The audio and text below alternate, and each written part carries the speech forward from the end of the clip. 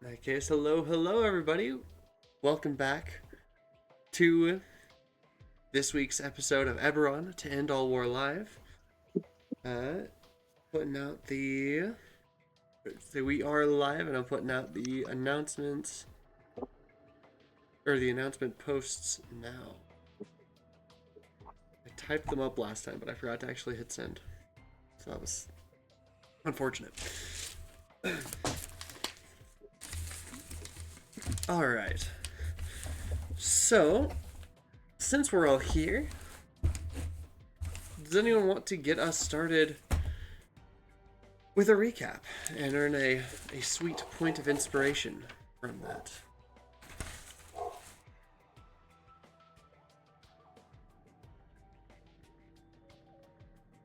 I did it last time, but if nobody else wants to do it, I'll do it.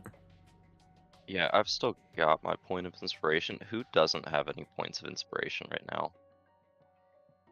I don't. I guess I could do it. Where are we at?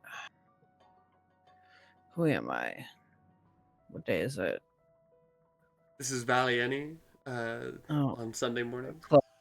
That was close. Not quite, but you almost had it. Here we go. Okay. Valinelli. Valinelli. That's closer.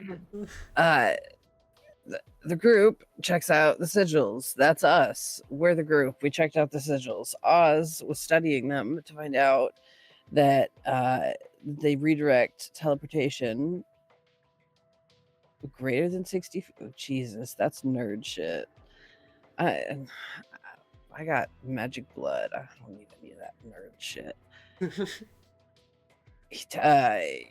He wrote it down for his circle just in case we ever need it again, and we just kept it pushing. We're not invisible anymore because that would be convenient. But we went back up to the hidden room to the mimic, and y'all took it out, and you got some stuff out of it. You got the fuckboy circlet out of it. That's what you got. After that, you took a short rest in the room and recovered some stuff. Oh, and we lost the Dybbuk. Oops. That sucks. That was really a useful guy. Jesus Christ.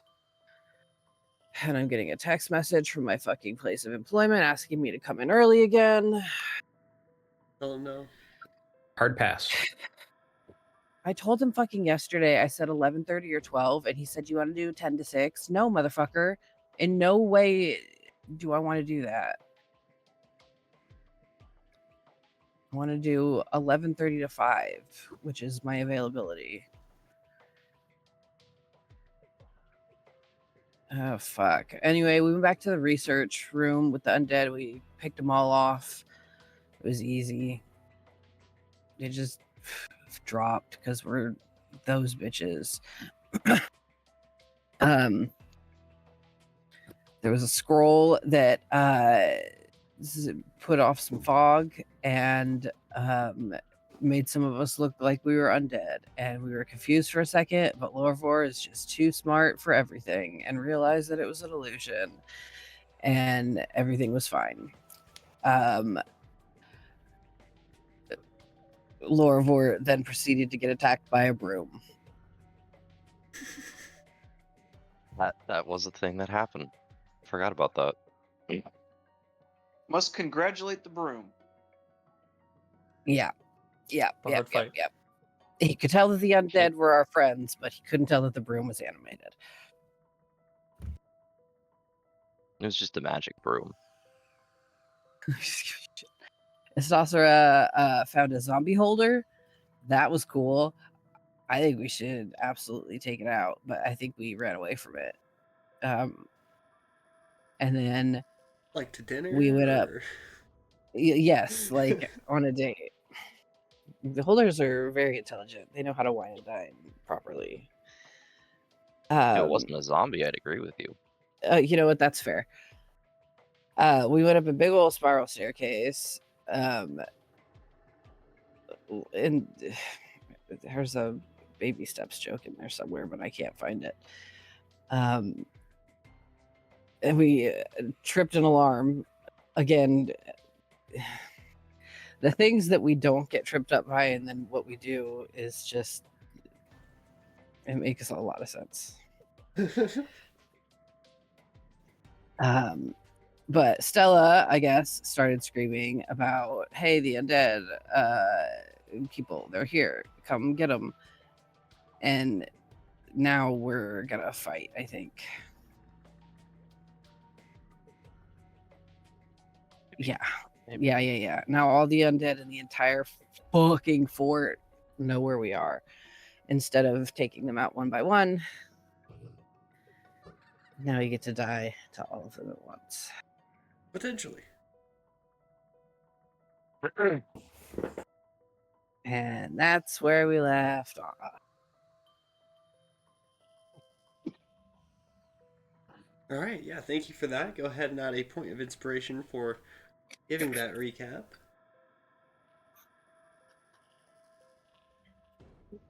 You have a question for the DM about Globe of Invulnerability. Okay. So, it says that spells cast from outside can't affect anything in it.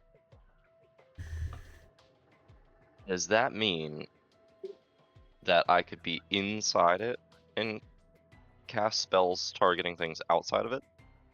Let me check the wording. Yeah. It doesn't say anything about spells inside casting out. It only says spells cast from outside can't affect anything in. Yeah, it would be pretty useless if it didn't work. Like if you couldn't cast spells out of it. Well, I mean, you The other could, question. like, you know, peek out, cast a spell, and pop back in. But yeah, I mean, it says... Well, yeah, I mean... It just says spells can't affect anything in it. Yes.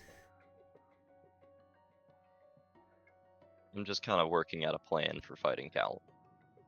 Because it's immobile. So I could drop that.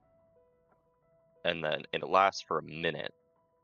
Concentration up to a We minute. could run. It's not concentration. It is concentration up to 1 minute. It's Globe of from- Invulnerability. No, it's because of wave. Oh! I have... Yeah. That's... Okay. So I don't have to worry about concentration. Dang. Actually, I'm pretty sure you still do concentration, even if you cast it from an item. Right? It doesn't say it's concentration. It just says verbal, somatic, and material. Usually with items like that, it'll tell you like whether it casts It it or does say you cast it. concentration there. Yeah. Mine, I have one on Staff of Power as well, and mine does require concentration. Yeah. So when you're casting a spell, if it says it like has an effect similar to, it's different from casting it. But if you're casting a spell, even from an item that requires concentration, typically, unless otherwise specified, you take the one who's casting holds concentration. I get you. So Either way. it says while holding wave, you can cast. You can cast the level 9 version of Globe of Invulnerability, Which is Okay. super strong. Yeah, it's still like any spell of 8th level or lower. Yeah. That's ridiculously strong. Yeah, so I mean, Kills me that it's... it makes you just like no spells pretty much whatsoever, from outside of the globe. Yeah. It's also immobile. Yeah. It doesn't move with me, which is a little annoying. I mean, it's good like for like setting up like tactically for the rest of the team though, because you could drop it in a spot where, like everybody that's going to be attacking from range can just stand in it, and you and Yurko can like move up and get into melee. It's kind of what I'm planning. Yeah. Let the spellcasters be unaffected. Because I've already got advantage from against magic Plus my 23 AC makes me really hard to hit, so I don't really have to worry about the concentration too hard. Mhm.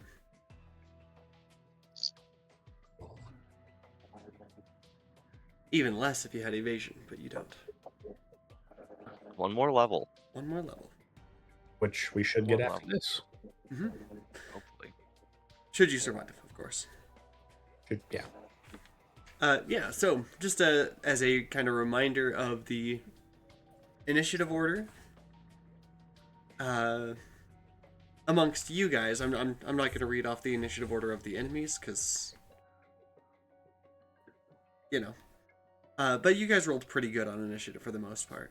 But amongst you guys, the initiative order is Loravor, Erilyn, Orifir, Val, Mirko, Istasra, Oz.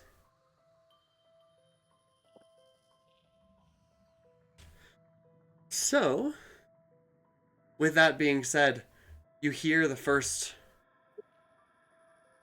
rattling of the door 30 seconds into Mirko casting this spell. Creating this magic circle. And Loravor, you're at the top of the initiative. Turn the time over to you. I'm already on the stairs. There's nothing I can do in relation to the door. So to kind of unplug things, I'm gonna run up the stairs. I think Erilyn's at the bottom underneath this spiral. I'm not sure. Okay, so as you run up the stairs, it just goes up like one floor, and then you find something kind of exactly like, or sorry, it goes up kind of one floor, and then you find yourself in a room. That's very similar to this. It's like a small room with a small like balcony overlooking the stairs and a door. Okay. I'm gonna just post up by that door and my action in case anything comes through the door. Okay. Specifically, an undead comes through the door. I can attack. I'm just gonna move myself off over here. Just to unclog this a little bit. Okay.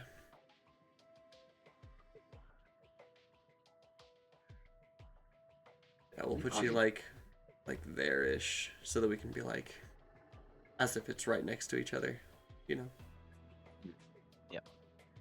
I don't know if that made any sense, but It it did. makes sense to me. There we go.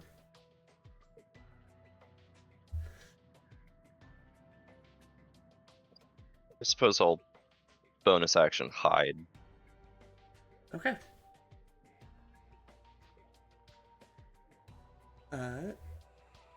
Then I don't need a stealth check now. I'll ask you for a stealth check if and when it becomes relevant. That's fine. All right, is that the end of your turn, the end of my Laura? turn. Hey, Yeah. Erilyn. I don't think I can do much of anything right now either, so I will come up the stairs. I don't know how far.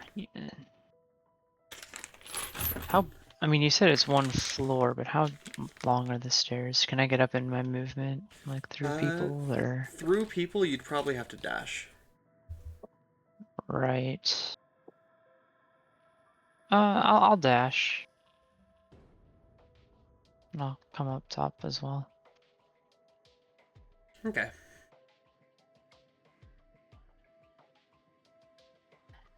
And then that'll be my turn. I'll kind of like tuck out of the way of the steps.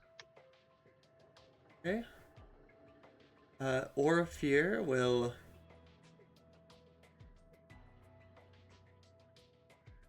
yes, he'll command his elemental to stand in front of the door, act as, you know, like a secondary block. if the door fails. And we'll ready what does he got? Firebolt? Yeah. Ready a firebolt. Oh, right. If he sees anything.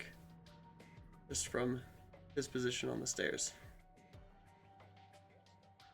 There-ish. Okay.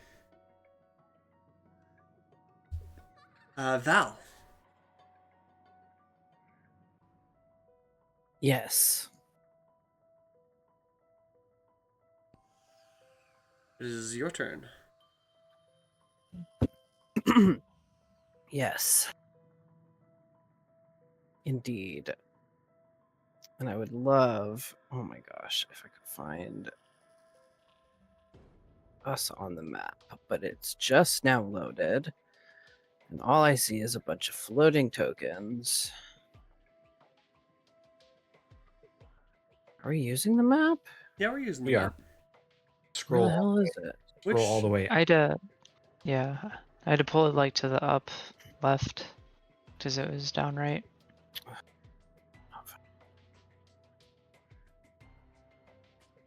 I think it's loading. Which floating tokens are you seeing? Oh, just all sorts of things that aren't us. Oh, interesting. I assume it's all the undead. Yeah. Okay, there we are. All right.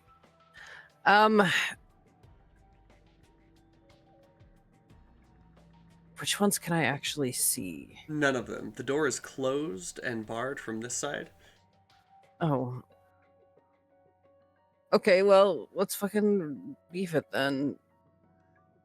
Okay, so you're running up We're going next up, to right? Erlin and Loribor?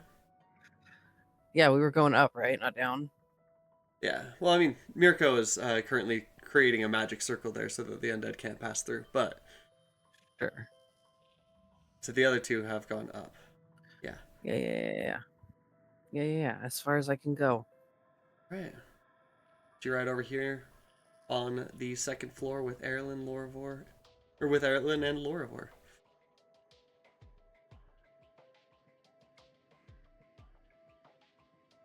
Okay. Mirko, I'm assuming you're using your turn to continue crafting the thing, the magic circle. Yeah. I just continue casting.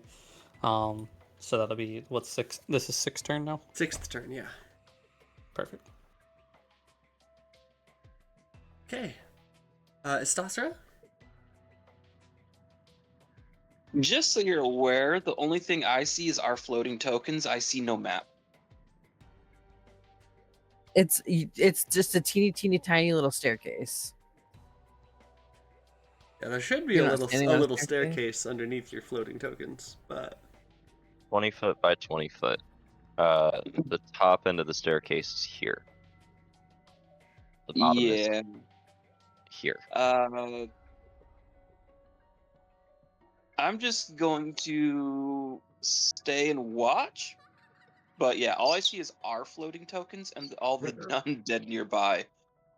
No map. okay. Try reloading.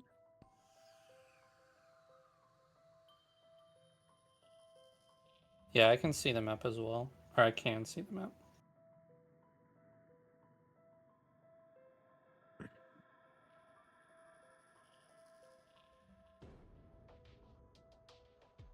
Right. Hey, there was one I could remove.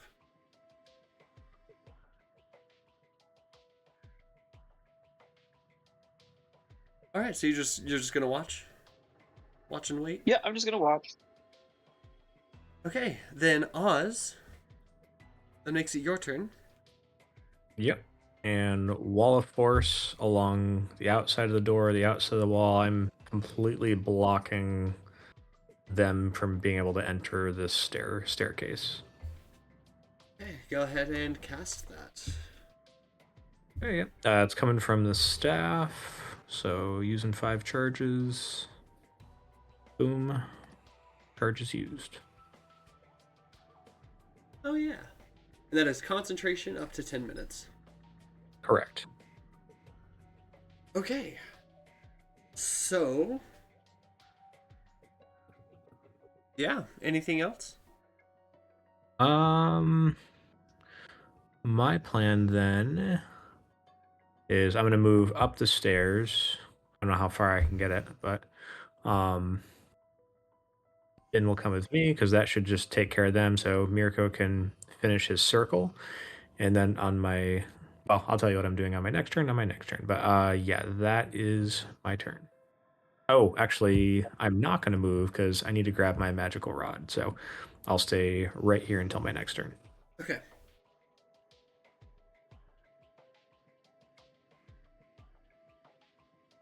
All right.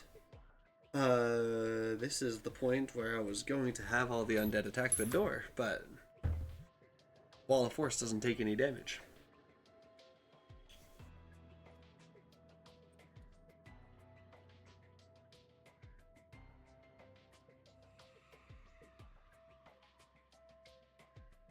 All right.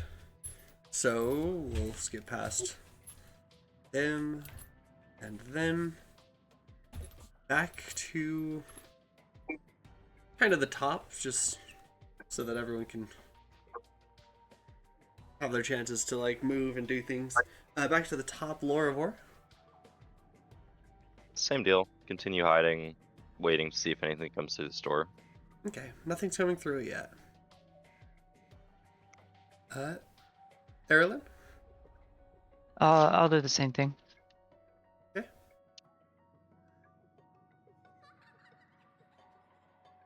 For Orifir's turn, he will.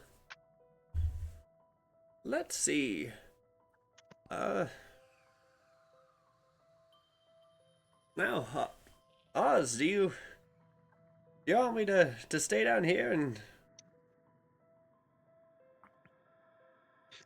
Or I guess. Does Orifir have tiny hut? Does he have tiny? If he does, I guarantee he doesn't have it prepared for this. Well, it's a ritual, so. Oh no, he doesn't have tiny hut. Okay. No, just. Oh no, he does have tiny hut. It's a 3rd level spell, not a 4th. Okay. I'm gonna ask him go up to the top of the stairs, right in the doorway, and cast Tiny Hut. That way, we've got an hour magic circle down here, but then an 8-hour Tiny Hut up there, and nothing's getting through. Because that's what I was gonna do on my next turn. Okay, and that'll take. It's 11 minutes. 11, yeah. So okay.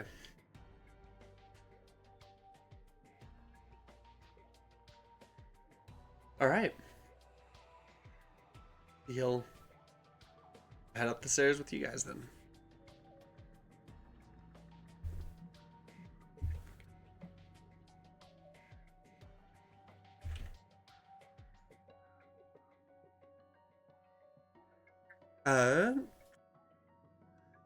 Val?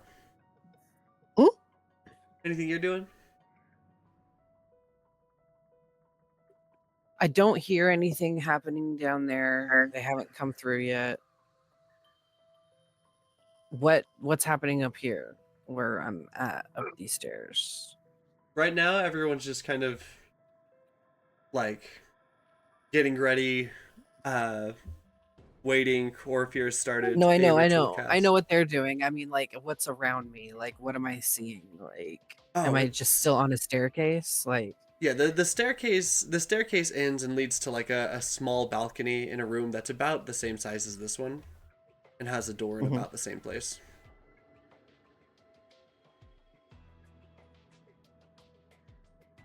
I can actually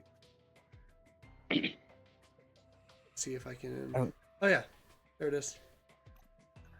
so there's another door at the top of the staircase that leads to a balcony that goes outside. I would just can I just So open that? the top of the stairs, it's the balcony overlooks the stairs, not anything else. And then there's the door that goes out of this room. Okay. Yeah. Okay. Well, let me. Yeah.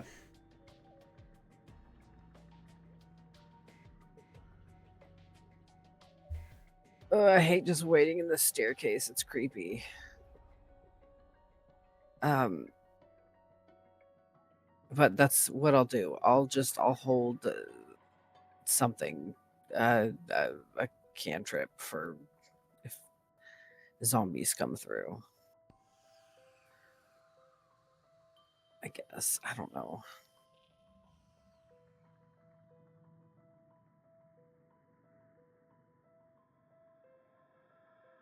Okay. How are we doing with the circle? Mirko. Only a few more turns. Great. Yeah, I mean, I keep going. I got 3 more turns after this.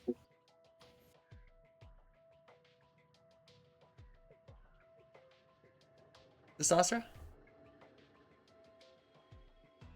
Just sit here, wait. That's it.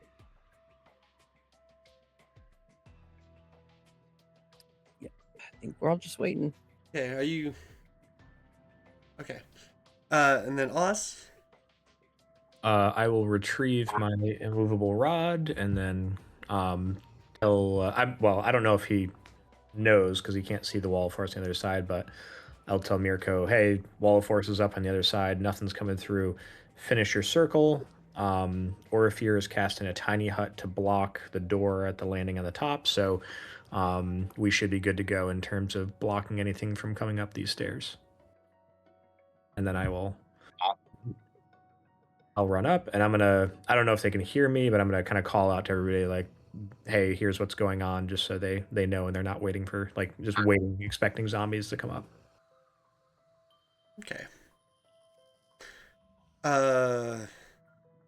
Yeah, I mean, I'm not really seeing any way for them to get around that or for you to end up dropping concentration. So I guess we'll just go through like the next 3 rounds of initiative real quick. Is anyone doing anything during those last 3 while Mirko is finishing his magic circle?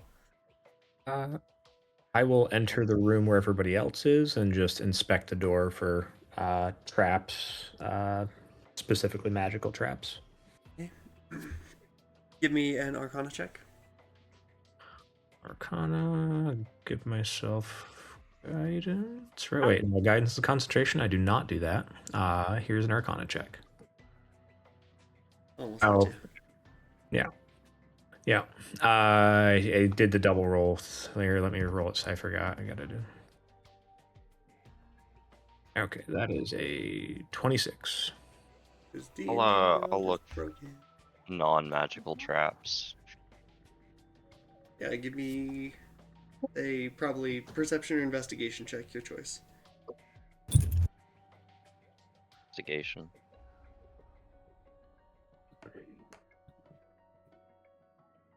Is 13 plus my...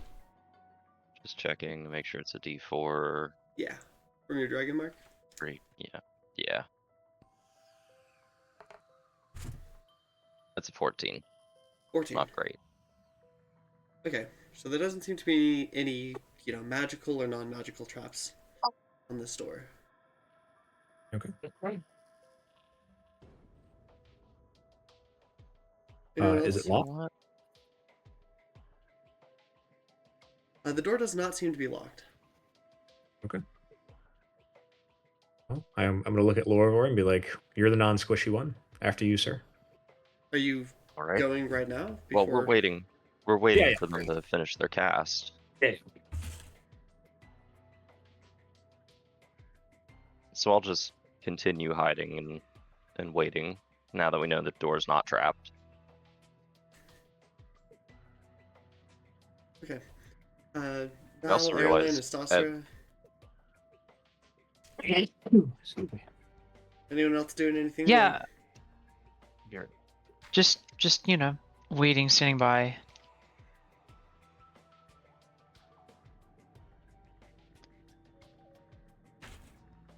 Ditto. Just waiting for the spell to go off. Okay, Stasser, anything from you? No, still waiting. That's it. Okay. Then, thanks to the thanks to the wall of force barring the door from the outside, blocking the undead from being able to press through, Mirko, you are successfully able to complete your magic circle. Perfect. Alrighty. And I mean, I cast it, and that keeps them for 1 hour. Keeps them from coming up here.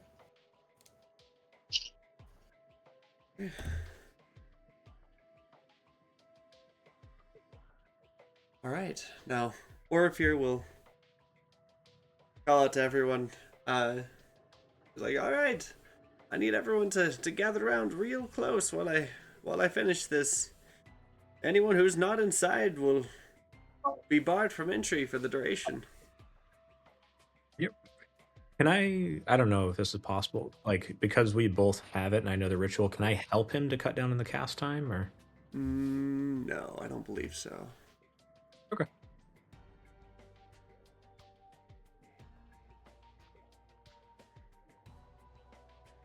Yeah. I'll gather around and do that. 6, 7, 8, 9. Oh, just barely.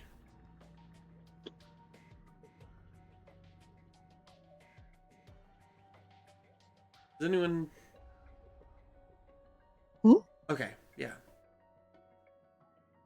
And then Val, you haven't resummoned your familiar, have you?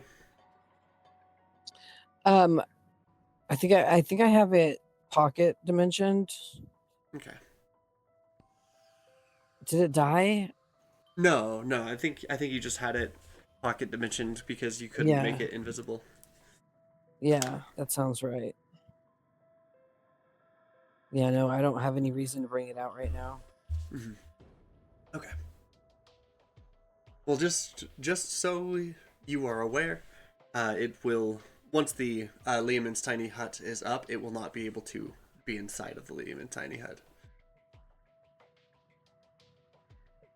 Oh, because it's got to be out when it's put up. That's fine. I can. Yeah, I don't need to bring it out right now. Oh, and his elemental is going to probably. Oh wait, no. It's an hour concentration, and Lehman's tiny hut doesn't take concentration. Never mind. Let me put the elemental back.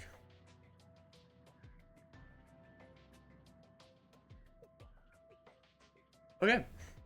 Yeah, so 9 creatures of medium size or smaller. You have exactly 9 creatures of medium size or smaller, so it's a little cramped in here as he gets it finished. Hey, baby. All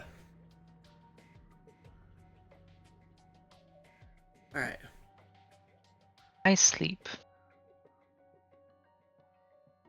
And You taking a long rest?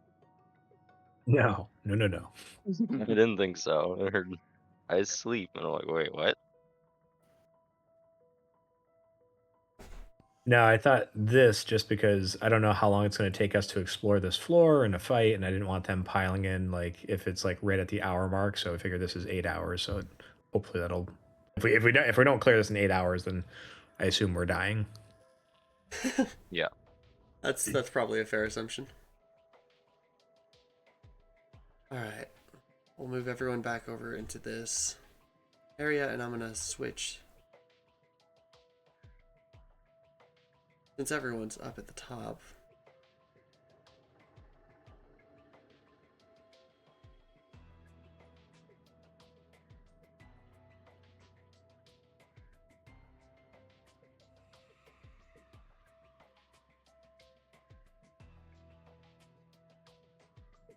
Ta-da! We just gotta move you guys out of the way now. Go away.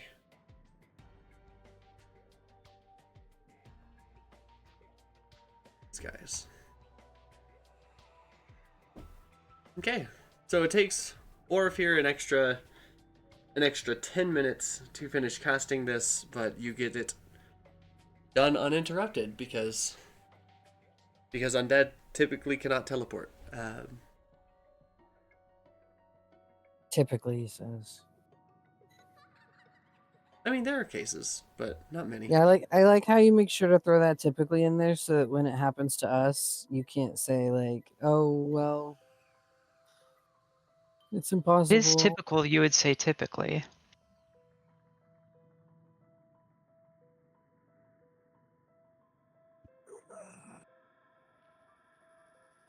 All right, so I suppose we should continue exploring. After you, sir. Yeah. Give me just a moment. Sorry, just gotta.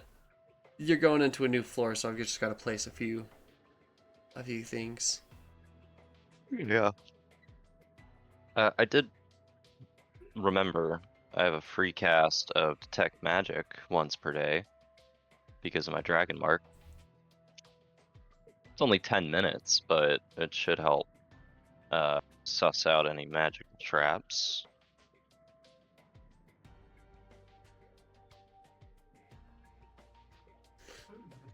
Okay, is there anything else you're doing during this, like, 10-11 minutes? Or, I guess, before you... I guess there's not much else you can do before you go into this room, huh? Nope. Is everybody good on health? Yeah, I'm chilling. Okay. 2 Oh, points down yeah. from max. I'm fine. I can dispel my elemental if you want to summon Yorick. Oh, that's a good point. Mhm. Yeah. Let's do it in the next room. All right. Do we know? Like, is that like is that an action or does that like take? Do we know that? It's an action from, I think Lorwar is the one who's holding the thing. So it's an action to like take the marble and shatter it. Okay.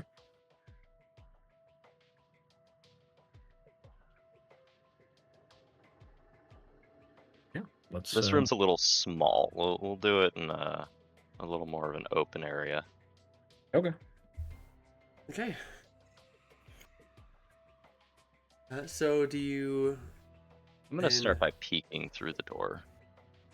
Okay. The way that the door peaks, it doesn't give a whole lot of like visible area, but you can see that there is light flickering inside this room. Like there's actually, Hell. it's actually like somewhat lit. Okay.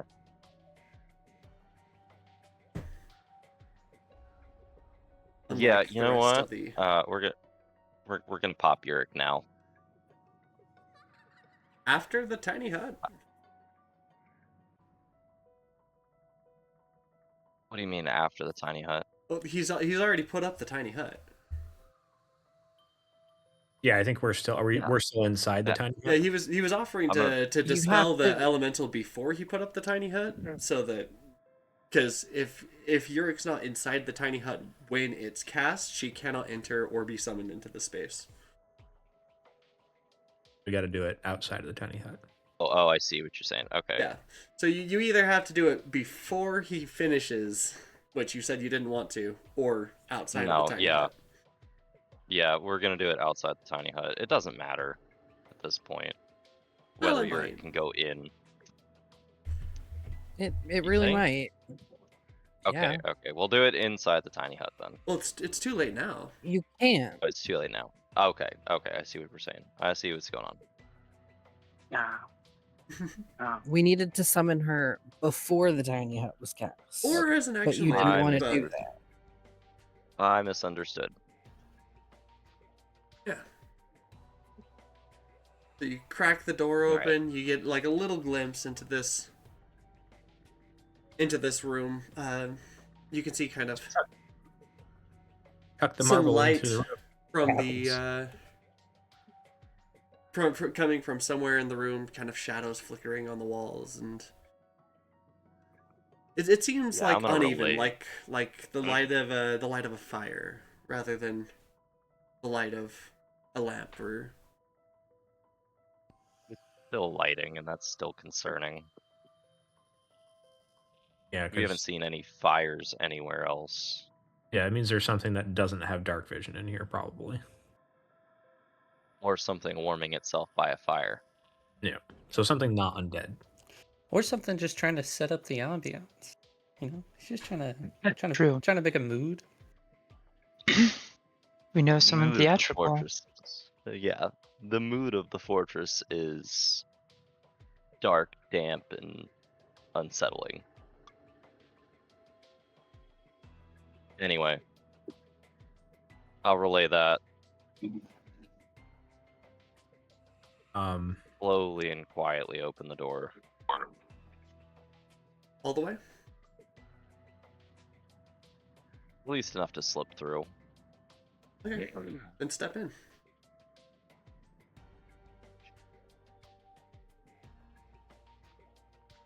Okay. And since most of the creatures that were on this initiative that I had before are no longer relevant, we're just going to roll a new initiative here as you step through the room. Oh. So I need everyone to roll me initiative. Okay. Everyone has an additional +4. Okay. Nice. Nat 20, baby. 20. Very nice, very nice. I got a I'll take the 4. dirty 20. 17. That's a 24. 12. I got 12 as well. If it makes you feel any better. That's fine. I'm a healer. I can go. And just.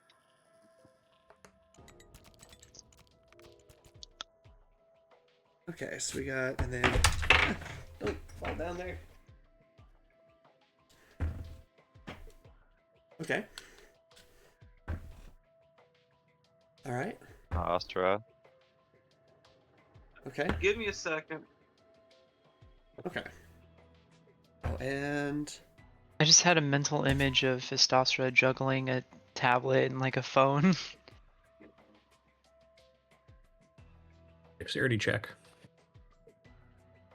Essentially, what I'm doing right now. Except I think alchemy just crashed the tablet. Dang. Oh god, I hate this. Of all the times the computer to break.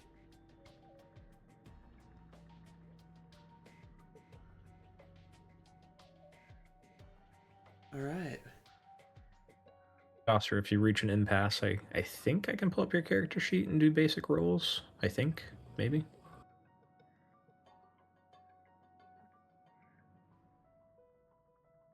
Okay. I can pull my character sheet back up again. Yay. Let's see. So we just need. We just need a Stoster's roll, and then I can. King B4. Tell everyone what their what the initiative is. My initiative's a 30. A 30. 4. Get next. Okay. You get an extra +4. So Mirko. a 34. So Mirko rolled a nat 20, so Mirko's still gonna go first, but the saucer will definitely go second. So Mirko, Estosera, Just a room. something else, Loravor, something else,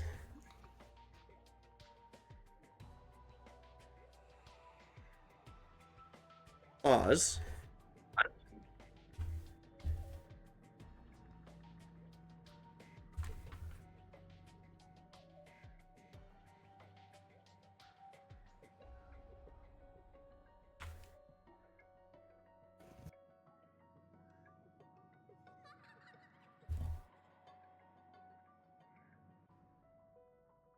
oh, wait.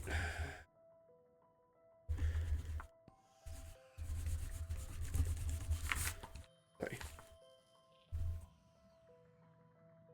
I didn't mean to cheese this if this is where the end guy fight is going to be, but we effectively have a tiny hut that we can just step in and out of now.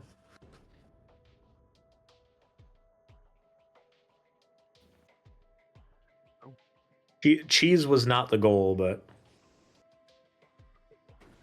looks like cheese was achieved.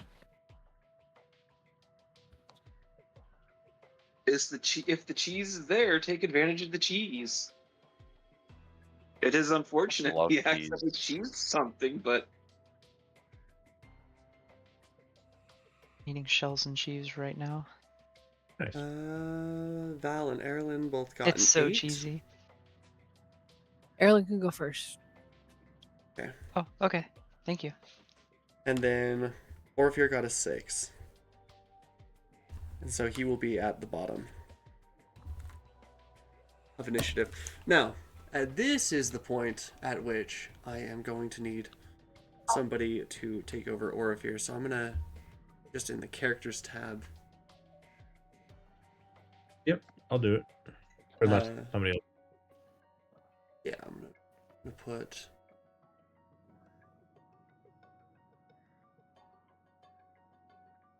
Giving me 2 wizards to control is very dangerous.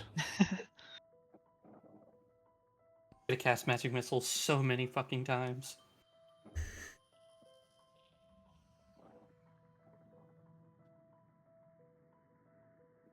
A good spell. I cast Fireball. No, Scaling, but I good cast spell. Fireball. With the power of friendship and extreme violence. Alright. Really? You're not gonna let me drag drop? Orpheus has Wall of Force too, doesn't he? He might. Oh, he has it. It's not prepared. He took telekinesis and conjure elemental as his 5th level prepared spells. Okay, Orpheus and I have to have a conversation. Those are About his combat spell. spells. Well, I can't do it, so I'll say what I would have done if he had it. But I have the Storm of Radiance, so you can just Wall of Force somebody inside of a Storm of Radiance and just sit there and watch them die. Yeah, but if there's any sort of teleportation that falls apart. Nope, because Storm of Radiance, you can't cast any spells with a verbal component. So you are literally locked in there and just you're going to take a lot of damage and you can't do anything about it. Huh. Okay. It only lasts 1 minute, but you can just keep recasting it. Okay, there you go. There's his current. Okay, got it. Thank you.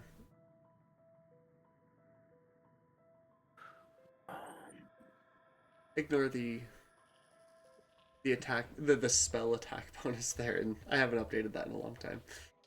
His spell attack bonus is on the 3rd page. Okay. The proper one. So when I'm looking at his spell list, so the ones that have a mark are the ones that are prepared. Yes. Oh, And he then- does currently have mage armor, so his armor class is 14, not 11. And the numbers on the Oh, wait. there's the Which means he's first- expended a 1st level spell slot. I forgot to mark that off, but okay, I see slots expended. Okay, I got it. Thank you. yeah, I forgot to mark off that he has expended a 1st level spell slot, but he has for mage armor. Gotcha. Okay. Oh, he's expended 2. He cast shield. Shield. Okay, got it. So there we go. Anyways,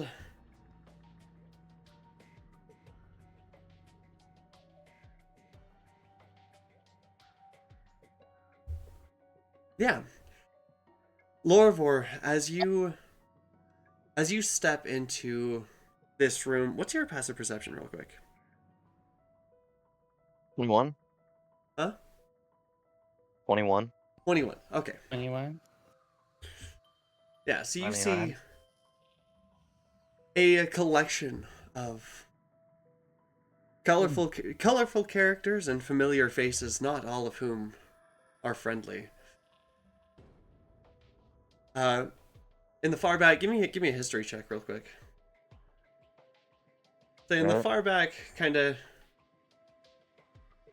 just like hanging out in the room, watching That's, the door. You see 2 bards. What'd you get in your history check? 13? Or that's 13, 14, something like that. One of them 13. always tells the truth, and one of them always lies. Okay, they look I vaguely know the answer to this. familiar, but you can't quite place where you know them from. In front of them, further into the center of the room, you see a vaguely handsome blonde fellow. Oh, And next to him, a gnome with pink hair.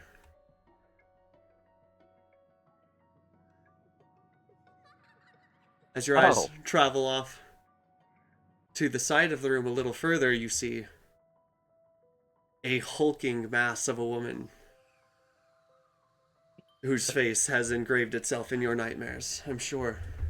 And all the way off in the corner, you see a Stasra.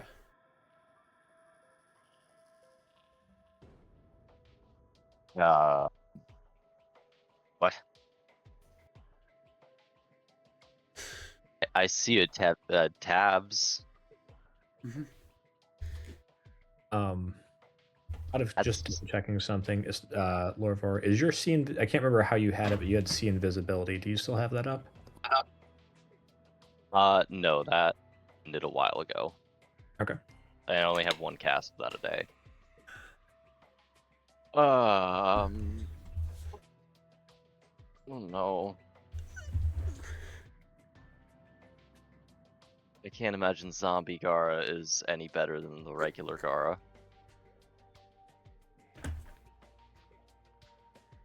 Have they seen me?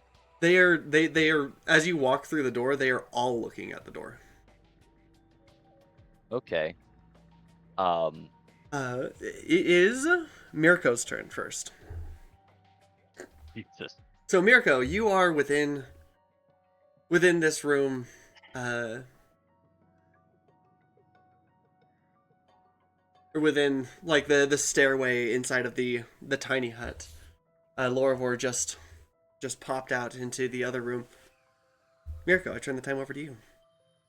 Okay, I'll get out too, and I'll see kind of what's going on. I assume, did you close the door behind you? No. No.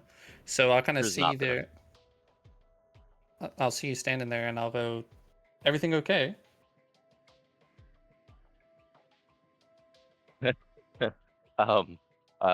Yeah. Bad things in this room. Help. Without, or as soon as he says that, with no hesitation, he will just immediately run into the room. Okay. So that's, I think, 20... So let's see, 10, 15, 20, 25 feet of your movement. Okay. I want to unblock the door. He'll kind of freeze for a second. He'll go, well, let's go. And he will... guess I could dash up to her. I'll do that. I'll dash up to her. So that's 30, 35, 40. As you run up here, you come face to face with this hulking like half Oni ogre lady with a big old battle axe.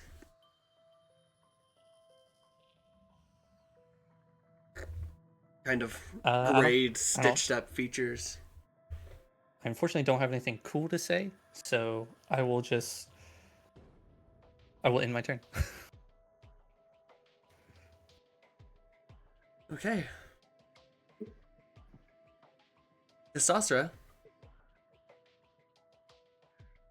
Yes. It is your turn. You're still within the tiny hut.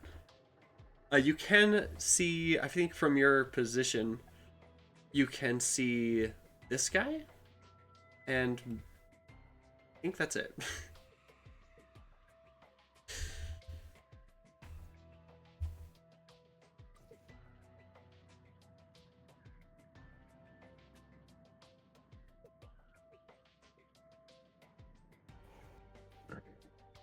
Okay.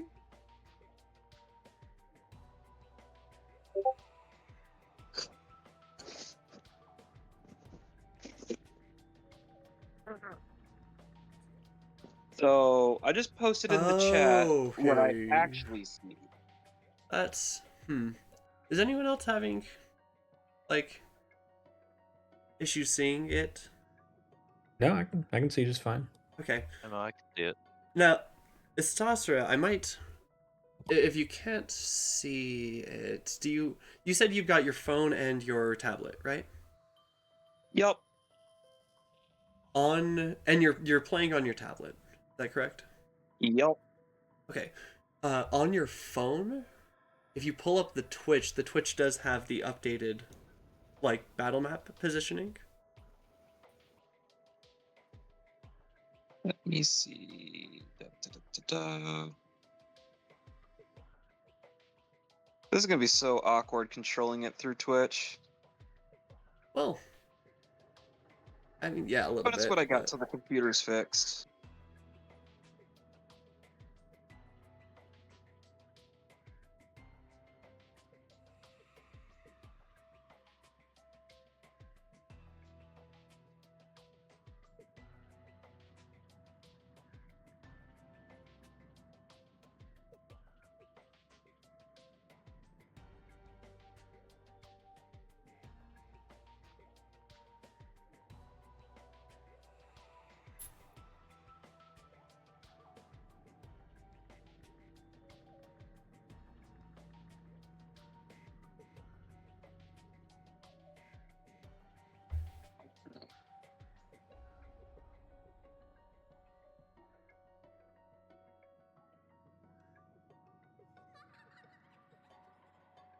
You see what it says on the sign?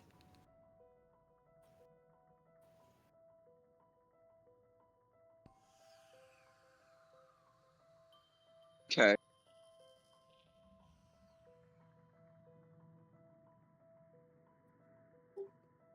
So I guess I'm going to move through the door and try to go over here. I think this is technically a space. Yeah, Looks like it. right there. Technically, the lower one needs to be right there too. Yeah. Okay. Okay. Are we From- using the grid?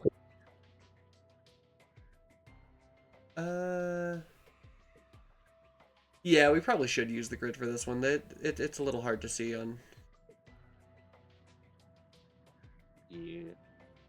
without it. I thought these pretty close.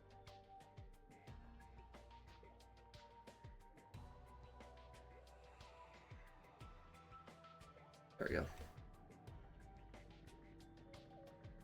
Okay, yeah, so Astasha, as you run in to this area, you look around and you see most of these people for the first time. Well, not for the first time, but you see all these people in this room.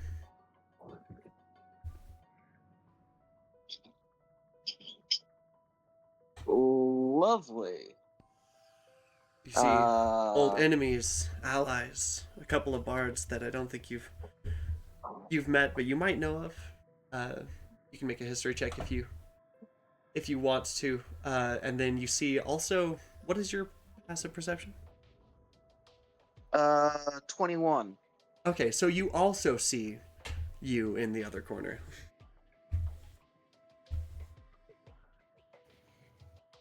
Lovely. You know what? My history's not any good, but let's see what happens. Hmm. Hey, 18. That's pretty good. 18? Yeah. You recognize two of the bards in the back as as two of the members from a widely popular silver rank adventuring team / boy band, Four Directions. That's awesome. Or direction. Or directions. That's so rad. I hate you right now. Just a little bit. I hate you.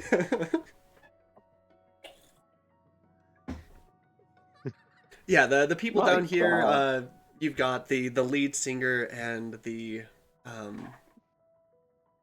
lead singer and the backup singer / lead guitarist. Terrible.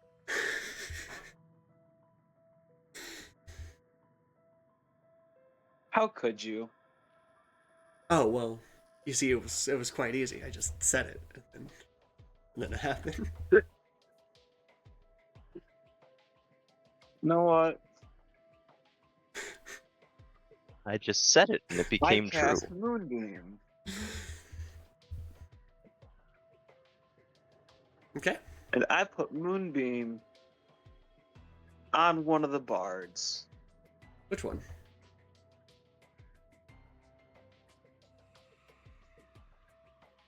I'm gonna try to ping it if it'll let me.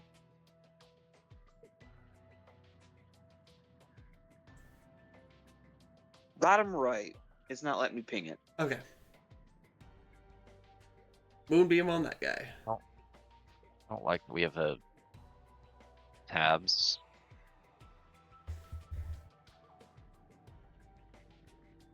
Or another This Restostra. here. Hey. So that Less is worried about a. GameStop. He definitely succeeds the Moonbeam, but he'll still take half damage. Nope. And it's going to be a 3rd level Moonbeam. Okay. Which will be rolling the damage. So 7. Is a 15 radiant. So, half that goes to whoever it needs to. Okay. Number 2.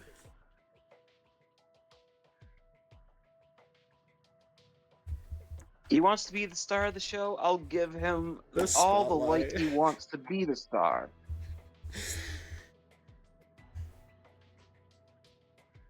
Oh, that burns. Okay. You got the spotlight, honey. Saucer, anything else on your turn? Anything with your bonus action? Not currently, no. Okay. Then next, it is Abs's turn. As you guys run through the door, she looks up at you, all kind of sad, and she's like, "Hi guys, it's been a while. I'm sorry." And she's gonna cast Grease.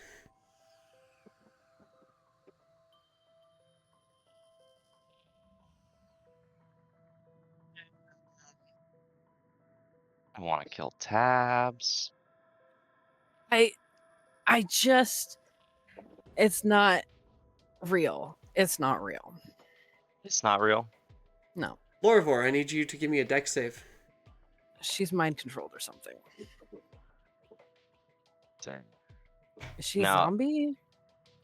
Does this count as a spell save or That's a good question. that is a spell? It is a spell. That is a spell effect. I would say yes. So I'm gonna roll this with advantage then. Yeah. I was like, because while you can kind of mimic the effects of the grease spell with non-magical materials, this is magical. So It is a 27. okay, so you do not fall prone. The area is difficult terrain. That's fine.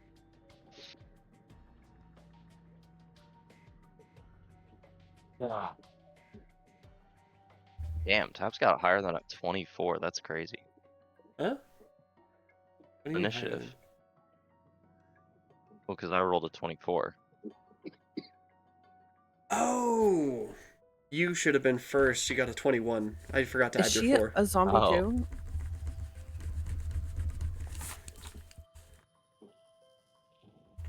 I mean, we'll find Let's- out. We don't know anything yet, other than it's tabs. Okay, so Loravor, you should have gone first, but instead you'll go now.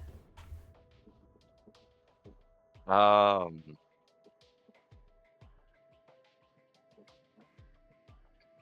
Ten. 15. I'm gonna pop your summoning marble.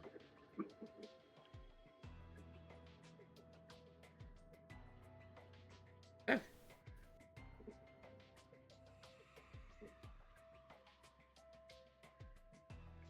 That'll be my action for the turn. Hey, as you do, you cast it down, and it shatters, and in a column of flame, Yurik appears. Just like right in front of you? I was gonna do like diagonally. Okay. Yeah, right there. Yurik appears. We'll join the initiative.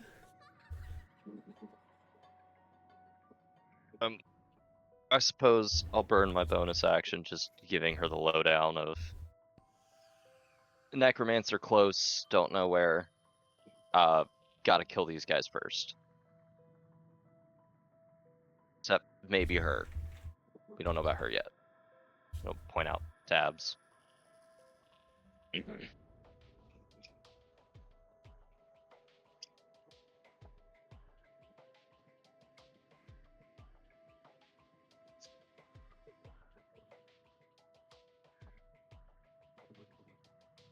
Yes. He is close. We'll make short work of we'll make short work of these creatures. And she will get a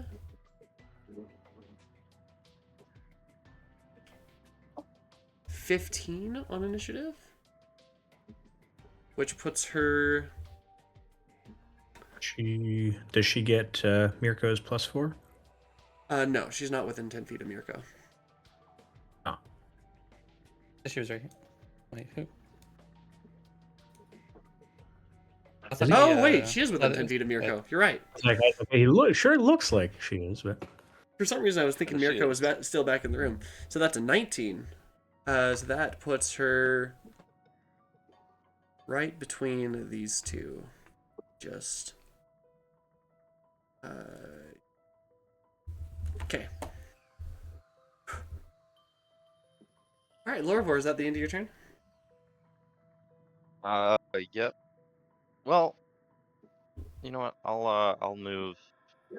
I've moved 15, 20, 25 just to get to here.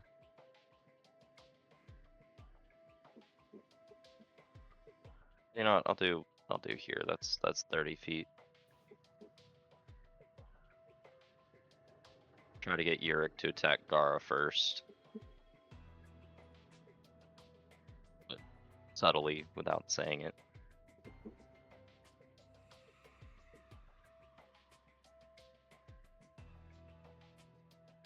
All right, is that the end of your turn?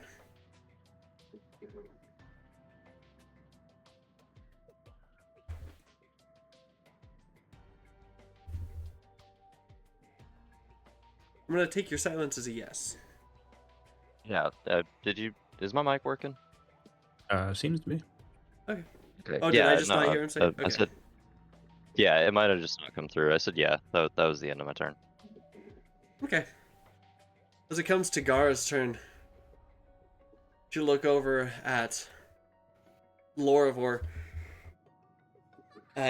So far, kind of ignoring Mirko. She'll say, "Finally,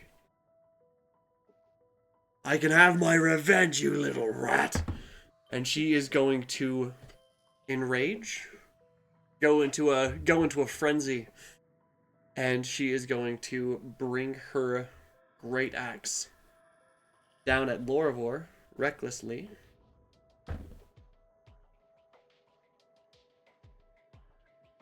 $21 doesn't hit, I'm assuming.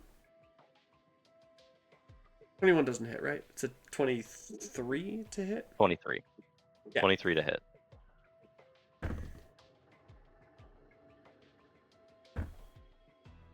Wait, my mic is still... Okay, yeah. Alright, and then a 26 will hit. Yep. Okay, 4. Mm.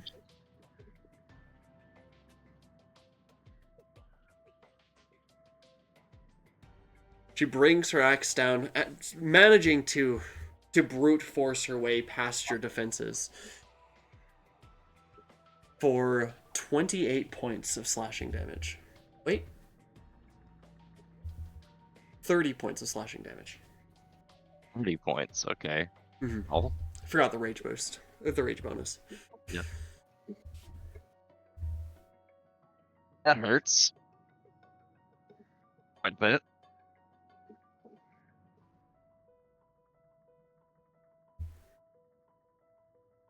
You killed me with cheap tricks last time, but I'm gonna have a lot of fun ripping you apart. Finally. Do I hear this from where I'm at in the other room? Yeah. Yeah, she's not being quiet. Okay.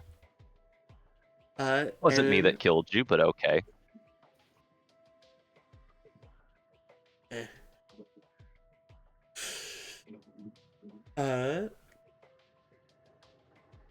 Yorick's turn. Let me pull up.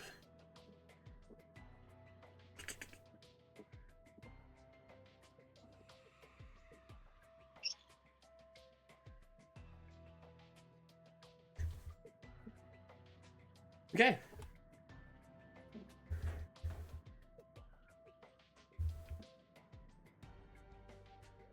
Yorick.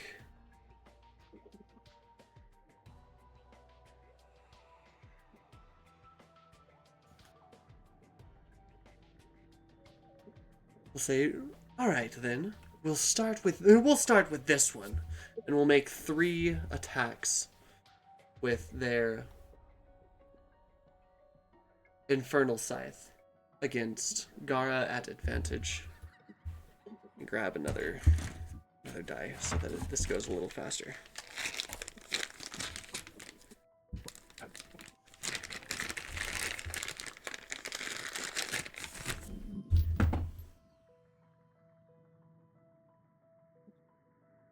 First attack is a crit.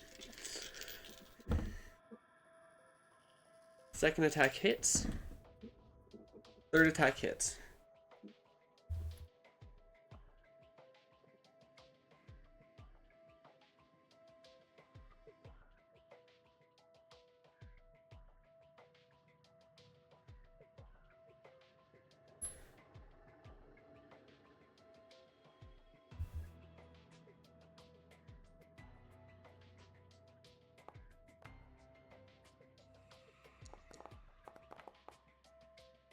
Okay. First attack hits for 8 slashing and 8 fire, which is... It's a crit, so that's doubled. The slashing is halved, so that's 8 slashing and 16 fire, for a total of 24. The second attack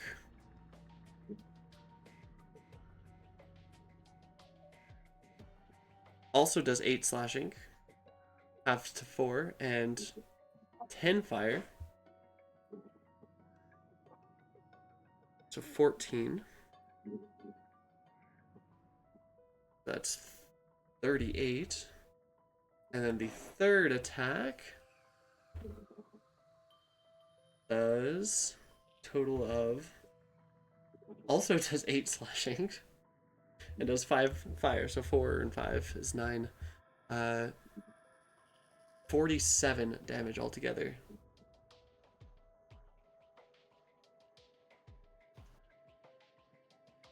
Which is... Jesus, that's a lot. Okay.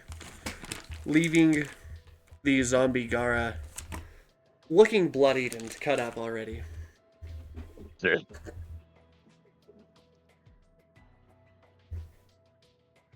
Gara is just not having a good time in this campaign. Mm-mm.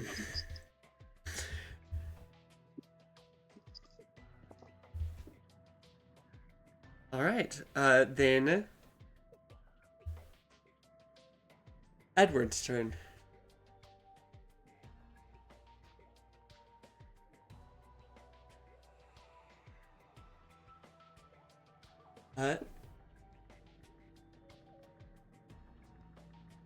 Edward is going to cast Bless with his action.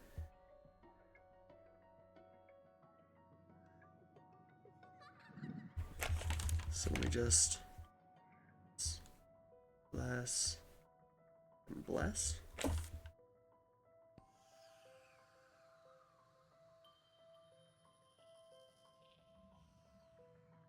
And then with his bonus action, well, not with his bonus action. He doesn't have anything that he can really do with his bonus action. So he will, wait, what is Channel Divinities? Are those actions or bonus actions?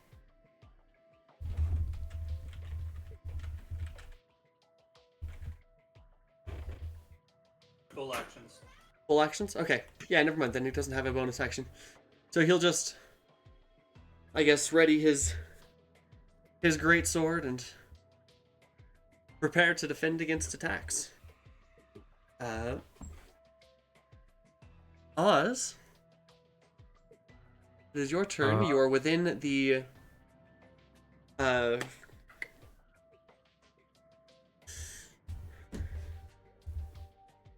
you're Tiny within the tiny hut, yeah.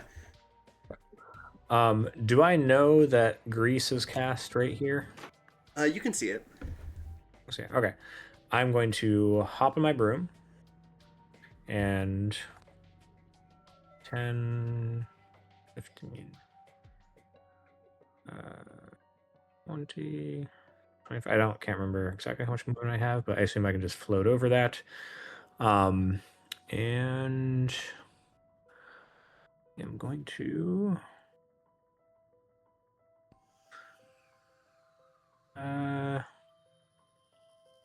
so Yurik's immune to fire, I think. Lorvor. So if I drop the fireball here, will I hit all of the enemies other than this one up in the corner?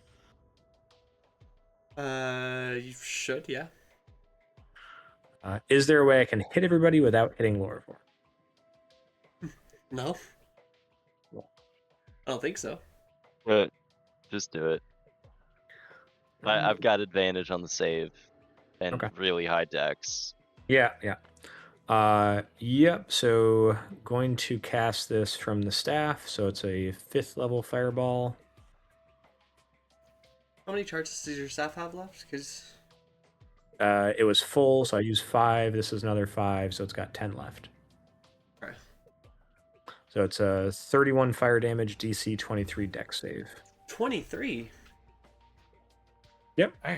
Doesn't the staff use its own because it's a magic item? Nope. Uses my spell save DC. Yours? Oh, no. Oh, interesting. Okay. Well, that's a fail, I even failed with that. advantage. Fail. Roll a 5 and a 6. I don't know. That one maybe So succeeds. 31 points. Wait, who succeeds? Maybe. We'll see. Let me just check. Would you say it was DC 23? 23. Okay, one of them barely succeeds. Jesus. Which one? One of the bards. Yeah, I'm gonna silvery barbs that and give Lorvor the advantage. Okay, go ahead and expend that spell slot as well. Okay, so that's 31 damage. Ouch. Alright, and Gara had 30 HP left. So Gara goes down already.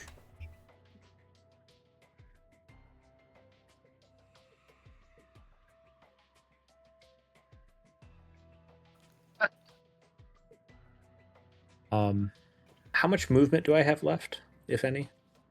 I got on my broom and then used 25 feet.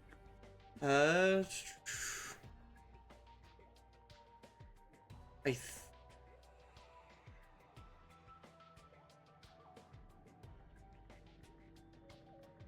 the broom gives 50 feet of movement, right?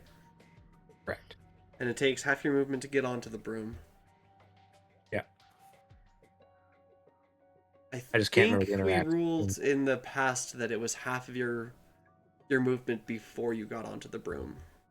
So you should still have 35, or so 35 feet. So you should still have 10 left. Okay, I'm gonna go back inside the tiny hut, and that is my turn.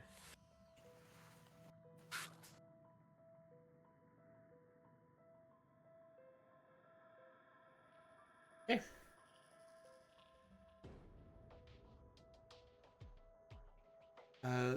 Give me just a moment to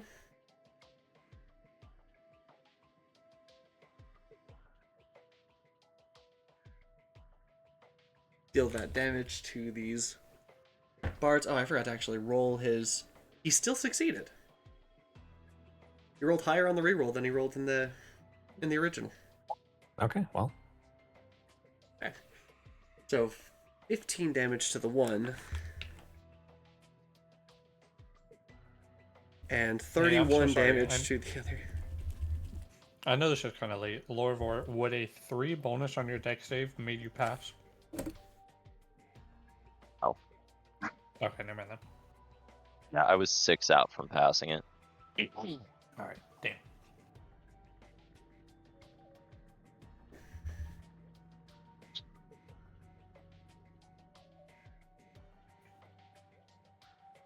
Yeah, I could have rolled a 12 and passed it, but I rolled a 5 and a 6.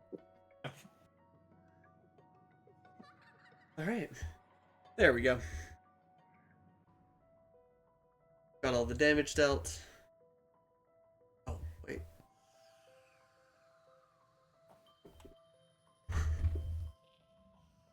I am down to 40 Now HP. I've got the damage dealt.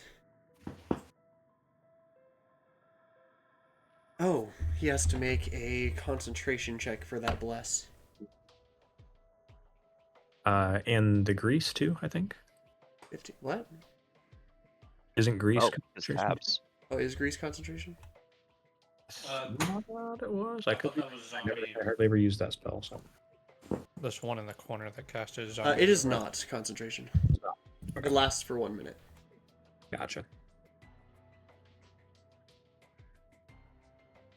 Okay, so 18, he does maintain concentration on bless. Although there is one less blessed person, because Gara is just gone.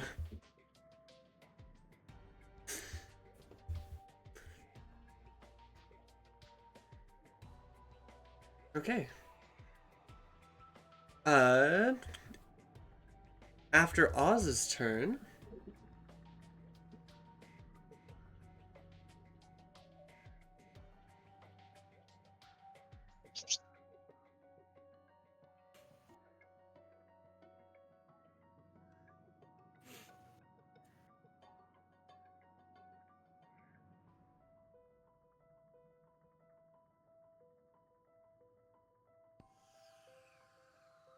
Stasra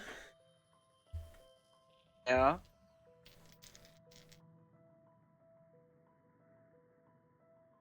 looks at Astasra and raises a light crossbow pointed at her.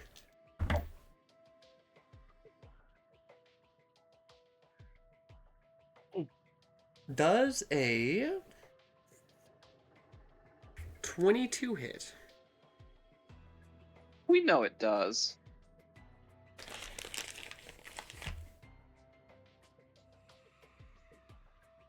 Okay. So then give me just a second to gather some dice. And also give me a con save.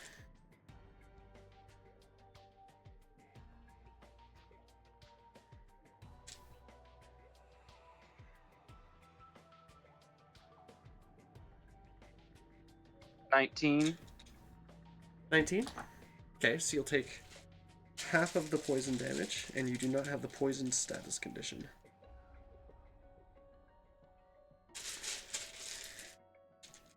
So I'll roll the poison damage separately.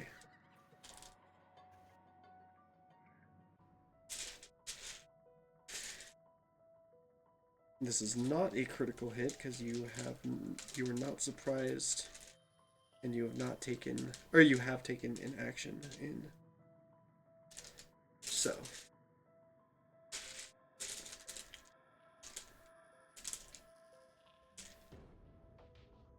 There we go. Oh, still missing one. By There the we way, go. as a reaction, I'm going to expend a charge off of my Serpent's Bane longbow and negate the poison damage. Okay. In that case, you take only this damage.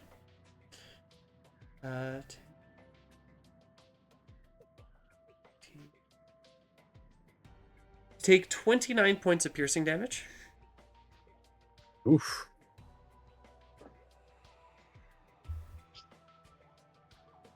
What kind of crossbow is this? That's what I want to know. Big crossbow. And then they're going to move up just a... well, actually, yeah, they'll just move up like 10 feet and then draw 2 daggers. Kind of slinking along the wall.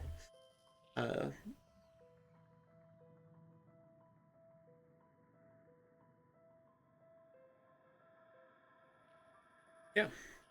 That will be the end of their turn. I hope they love the poison getting returned to sender, because I'm going to return it to them next turn. Okay. So, the poison damage, by the way, was 4, 9, 10, 19? So, yeah. For the purposes of the longbow, it uses the original poison damage. So, I would keep that in mind. 19 is the number. Lovely.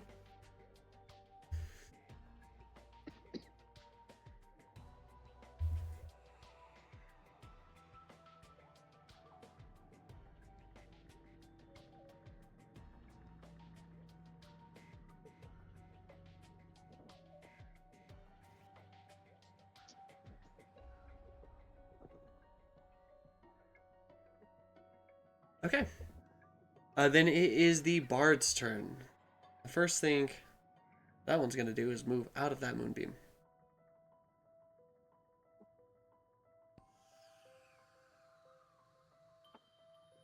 I believe it still takes the damage though, because it started its turn in it. Oh, is it at the start of its turn with moonbeam? I believe so. Okay, so it has to make a save. It fails the save. Or starts its turn there, yeah. Okay. Let's see that moonbeam damage again. Oh, wait. Estosra dropped the moonbeam. Estosra, give me a concentration check. You just took damage. DC is 14. Accidentally hit that twice. I see 3 times for some reason. Eek. All right. Yep. Sorry. I think we'll just usually we'll go with the first one just to keep things running. So you succeed. You maintain concentration. Go ahead and give me that damage for the moonbeam again.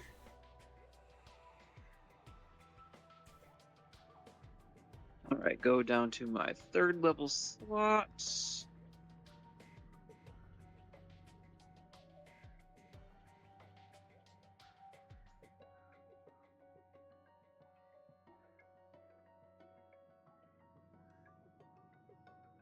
$15. 15. Okay. Okay, so that bard is not looking good at all. You can see his flesh like starting to melt away, being seared by the beam of moonlight. Ow, ow, fuck.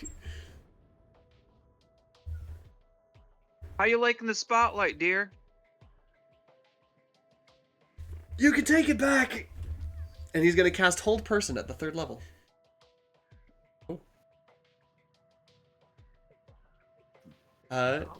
Targeting. Definitely a Stasra. We'll see.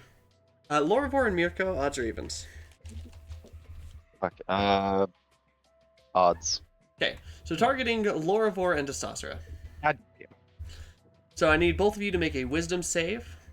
Lorivor, this is a magical effect, so you have advantage. This Stasra, I think, does too. Stasra read the book, I thought. Did Stasra read the scroll? I don't think so. No? Was it just me and Oz? Okay. I haven't had a chance yet. Well, here's that. The 19. 19. Okay. And Unfortunately, I got a 12. okay, so Stasra, you are paralyzed. Your concentration drops as you are stricken by Hold Person. All right, how do you get out of that? He has to drop concentration. Or I think you repeat the save at the end of your turn as well. So either of those conditions can break it. Someone get that bard. You know what? He's actually going to move back this way. The other bard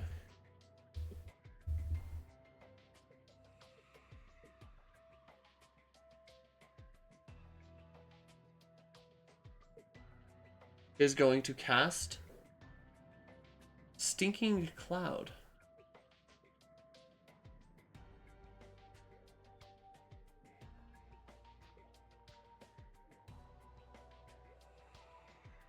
Centered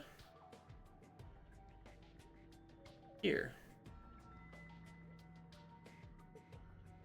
So the whole, like,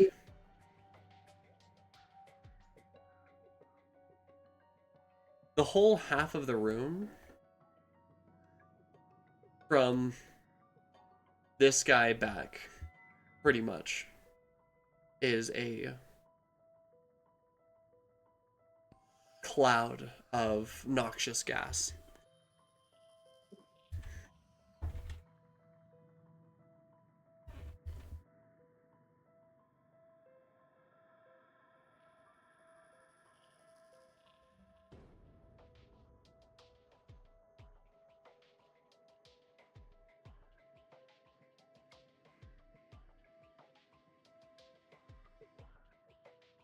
Okay. I'll take a step back as well. Eberron, it is your turn. You're still within the tiny hut. Yes. And this is the grease right here at the door, right? Yes.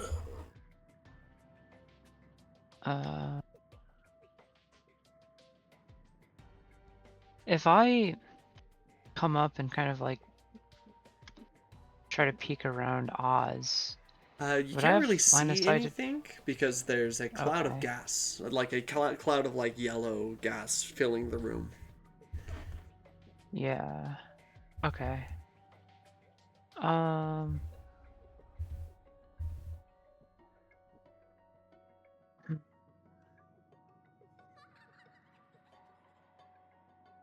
Not sure. I guess for now I'd sit tight.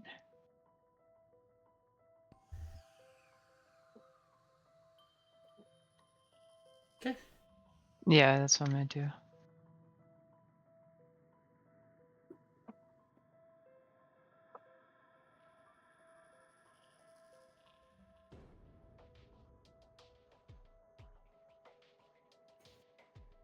All right, then, Val, that makes it your turn.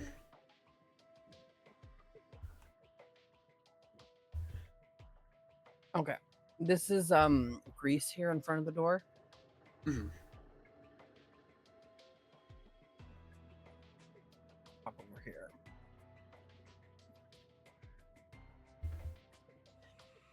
I'm gonna bonus action Misty Step or Starlight Step. You can't from inside the tiny hut. Oh, where's the? I don't see where the bounds of it is. The tiny hut ends at the door, Oh, it's the whole room. basically. Yeah, I mean, yeah, pretty much. Because it's a 10-foot radius, so it's Yeah, 3. obnoxious. All right, I'm gonna push past you and slide across the grease. Then I guess. Give me a deck save. Yeah.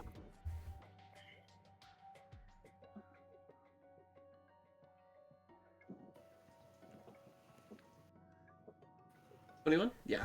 So it is difficult terrain, but you can, you don't slip and fall. So that's 10. Oh, actually, I don't think you have enough movement. To go from Because it takes an extra 5 feet to move through Oz, and then it takes an extra 5 feet for each space that you're moving through the... Okay, I'll stay here and do nothing on my turn. Can we clear a fucking path so that people can do things?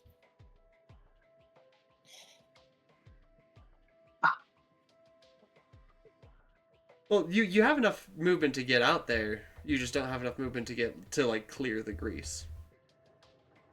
That makes sense. Because each Yeah, 5 feet through the I don't- grease. I don't want to stand in the grease Well, and then get set on One- fire. once you're through the door, then you can Starlight Step. So there's that. Don't necessarily have to be through the door to Starlight Step. Potentially. Yes, I do. It is heavily obscured area as well Oh, because you're in the... Okay. because of the cloud of gas.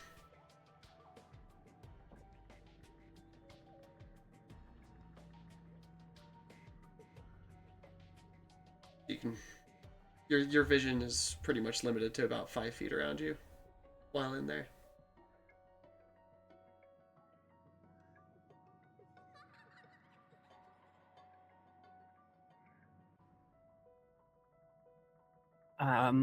And I'm not sure what I can do then. I can't go anywhere and I can't see anything.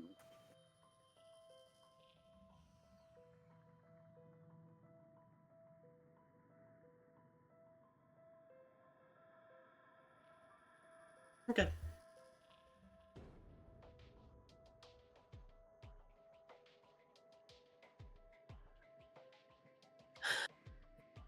Oh boy.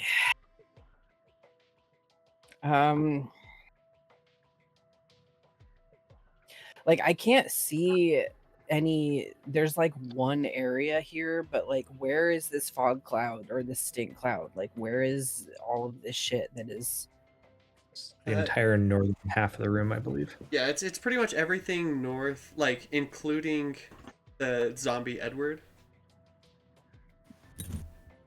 So from the blonde guy north is all just like cloud of fog.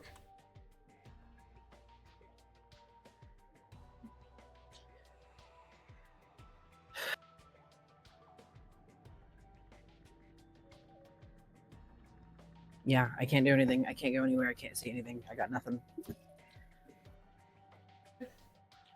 Cool turn. All right, Orpheus then. Okay. I think we established previously that the air elemental can like do stuff with air, right? We used it to clear a fog cloud before. I mean, a little bit different. It was the fog cloud spell, not this one. This one's a little bit more resilient, but it can still.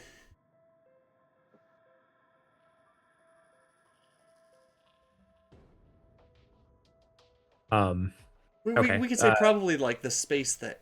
Well, no, because it's not immune to.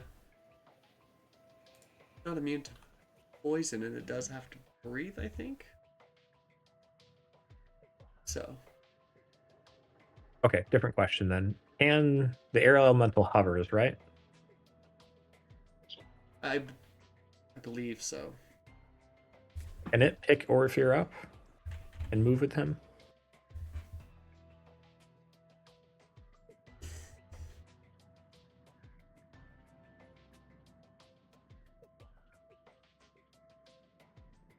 They wouldn't be able to hover through the doorway. Because the doorway is... Like, you have to have at least 5 feet above you in order to hover. Okay. But it would be able to hover, like, when it's in the room, all the way. Okay. Then, yeah, we're going to send the elemental in. So, bonus action, command elemental, which I can't move. The elemental takes its turn after Orpheus, just so you know. Oh, okay, sorry. I can't move Orpheus either. So, Orpheus air. Let me give you permissions real quick. There you go. And Orpheus. There you go. Now you should be able to move them both. He's gonna. If he walks across the grease and falls, can he cast a spell prone? There's nothing stopping you from casting a spell prone. So 10, 20, 30, dex save. This is dex modifier. +1. So here's just a d20 +1. 9. So I assume he's prone. So he falls prone here. Gotcha. And then he is going to. And he can only see about within like 5 feet of him. Yeah.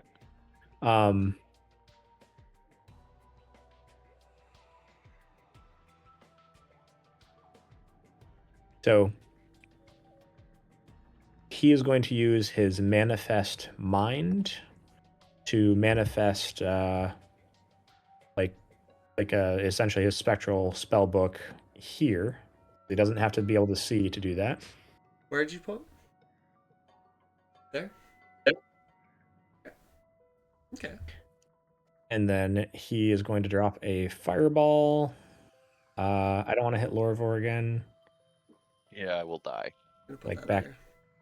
Yeah, so like I want to hit everybody else, but not Lorvor. Okay, he can't see Lorvor with the. So the cloud of fog starts at like Edward, pretty much. So with Manifest Mind, though, I can cast the spell as if I'm in the space of the Manifest Mind. Right. I'm saying he can't see Lorvor. He doesn't know where Lorvor is. Oh, I see what you're saying. The cloud was up before he ever even looked in the room. So. Oh, I gotcha. That's a good point. I do not like metagaming, so he doesn't even know where the enemies are. Aside from the 3 that he can see, one of whom is a familiar face. So with the Manifest Mind, though, like he can see through the Manifest Mind. That's my understanding of it. I've never played a Scribe Wizard, so. Yeah, let me. Order of Scribes.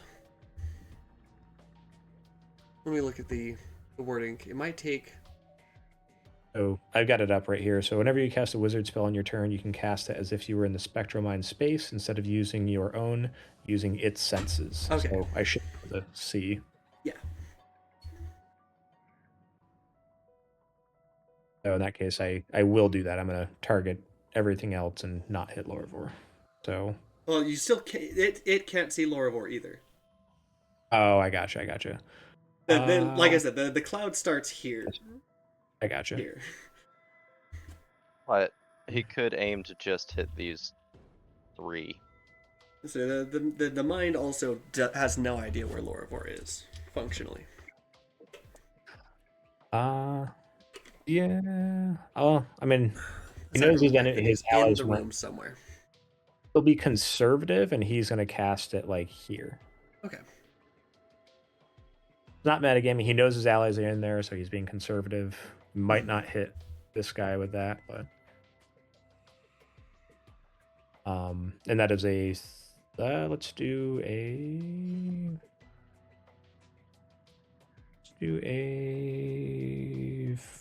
4th level fireball.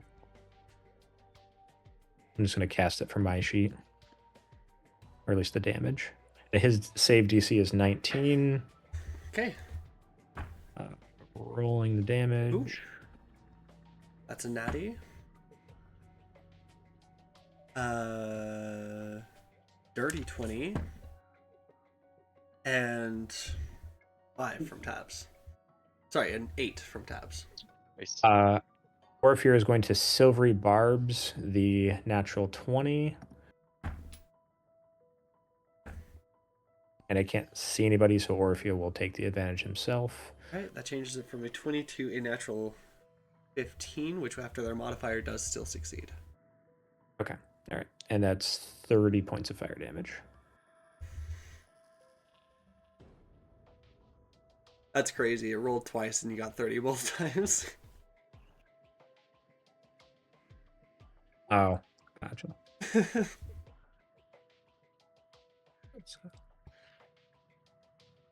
Okay. So that's 15 to those two. That is still enough to wipe out one of the bards, dropping concentration on hold person. Nice. The other bard needs to make a concentration check. Does succeed, so the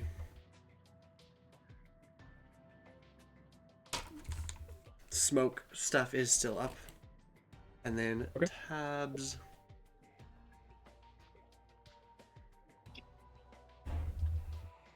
Takes 30 points of damage and is looking really bad.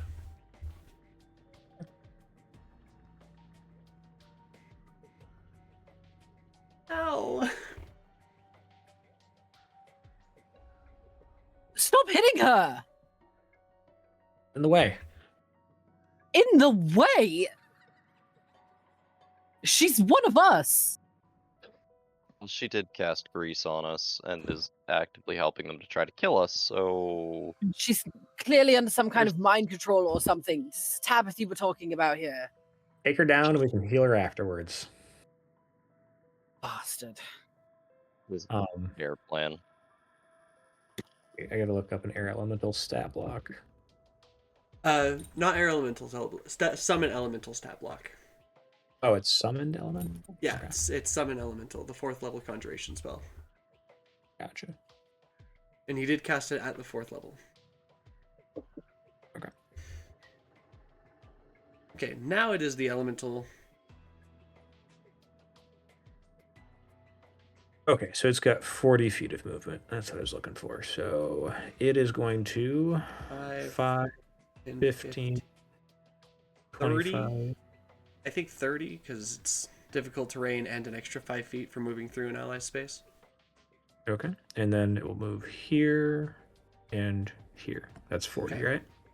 And the elemental also cannot see where all these people are located. I just can't really hide them. Oh, I gotcha. So I'm kind of metagaming. So it will then kind of just guard Orifir. It'll stay there to maybe next to Orifir. Like hold to attack something that gets close or something? Yeah. Sorry, I do not like metagaming. I'm trying not to do it. I'm just I can see everything. Yeah, it's really hard with with alchemy rather than like foundry, because alchemy does all the tokens as just a blank overlay, and there's not like any line of sight features that I can implement, which is unfortunate. Foundry's sounding like the better option, just saying.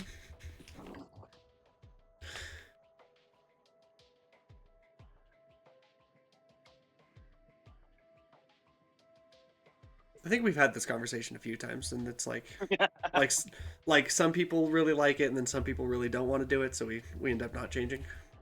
But it's okay. Alchemy is great for a lot of things, just not for some things, specifically line of sight. That is the elemental's turn. So.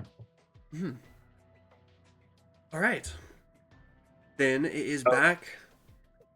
Sorry, quick question. Did Orifere or the elemental need to roll anything for the? This is like a. Is there damage with this fog cloud? No, it's if you start your turn in it, you have to make a save against poison. I gotcha. For some reason, it's not when you enter it. It's just when you start your turn in it. Okay. Oh, poison, you say?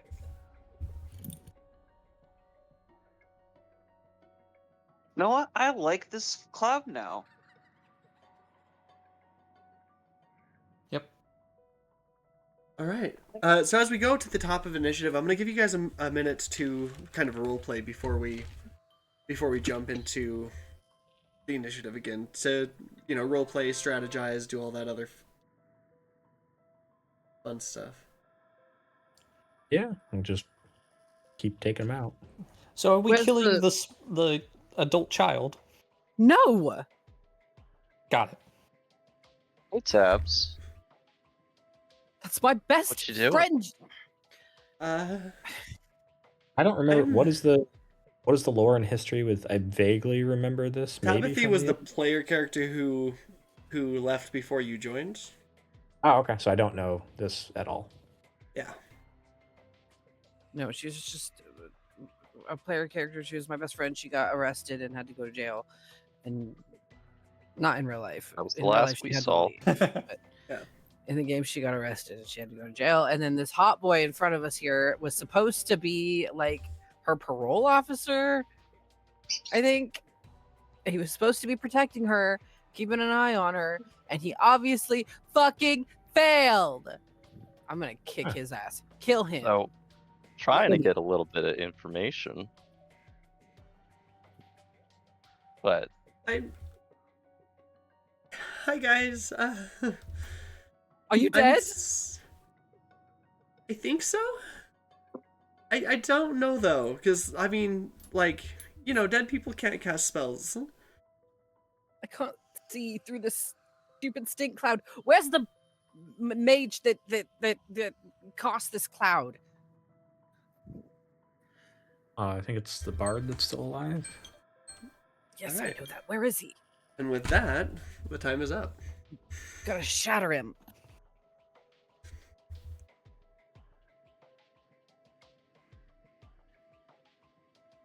Top of initiative. Mirko, Does she sound like a zombie? you can't see. I mean, give me maybe an insight check. You got it. And then Mirko, at the start of your turn, you are surrounded by this putrid fog, this gas. Give me a Constitution save against poison. You got it.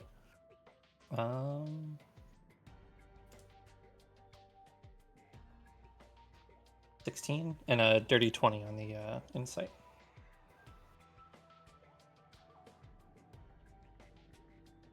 Okay. Actually, never mind. I'm immune to disease, not poison.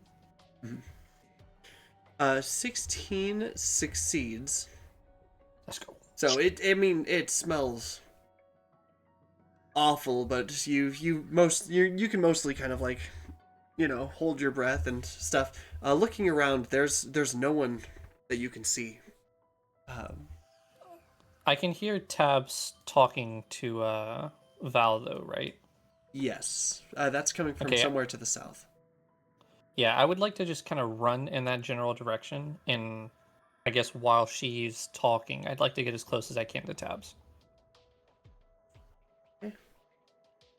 5, 10, 15.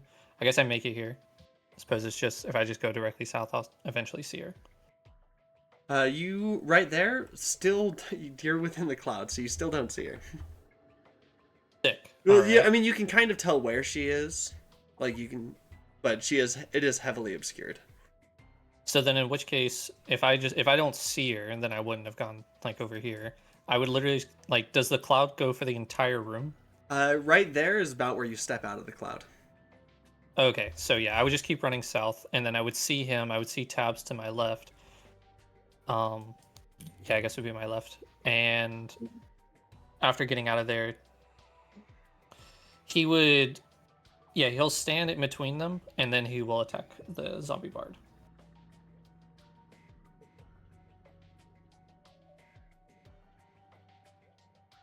We get to 18 to hit. An 18 does hit. Alrighty. Bam.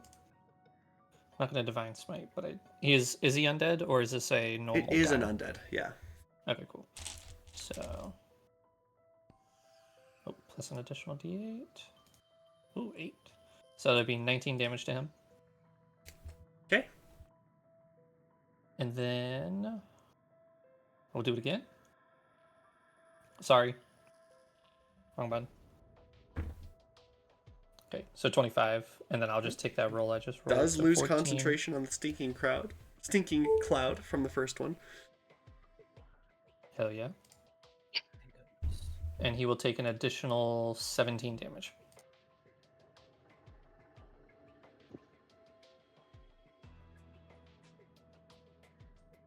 Is he dead? Let's see, 19 plus 17 is... Yeah, that I think that is... Yes, that is enough. Okay, cool. Then, because I was here, I believe. Yeah, because I remember being 10 feet away. So 5, 10, 15, 20. So I'll move diagonally over to him, and as a bonus action, I'll hit him with the, like, end of my halberd. With your polearm strike. Yep. So 25 to hit. And then it deals a d4, but I still have the bonus from the Gambler's Halberd. So it'll be this. So that'd be 11 plus my Divine Smite. You're gonna Divine Smite that one? So, well, no, I still, it still applies to my improved Divine Smite. Okay. So he'll take 13 damage. Okay. It is a mixture of... It doesn't matter. Okay, cool.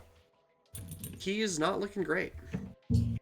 Not looking good at all. He's as you strike him, he kind of doubles over, almost falls to a knee, but manages to like catch himself on shaking legs. You're going down. Only my turn. What was your oath again? Europe hasn't done anything. Oath of the Watchers. Okay, that's right. What do you mean Yurik hasn't done anything? Yurik did over half of Gara's health. Oh, Yura. The Istastra in the corner, it's just labeled zombie Yura. No, it shot a Statsra. That's what it did. Oh, that was the one that shot Istastra. Okay, I thought it was one of the bards.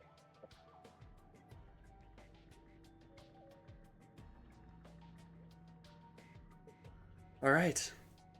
I say as the air clears up, there's significantly less enemies in this room than there were before. Love to see it. Mirko, is that the end of your turn? That guess will that be would the be- end of my turn. Istastra. Lovely.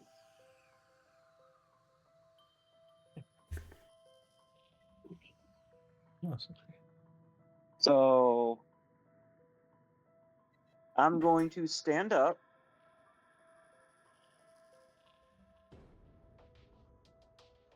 And being that I can't see much of anything, Fog cloud is Fog cleared. cloud just Fog cloud is cleared. Yeah, No. you can see. not talking about the fog cloud, Okay. I am going to guesstimate. This is like what, 5, I think, 10, 15. I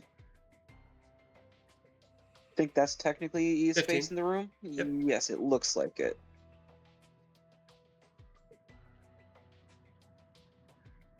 Yura is going to get her poison thrown back at her. Okay. You know? Ugh. I'm assuming a 13 doesn't hit. 13 does not hit. Lovely. Oh, with that being said, don't really have any bonus actions.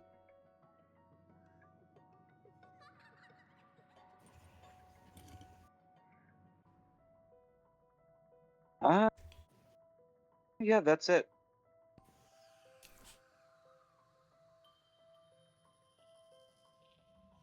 Okay.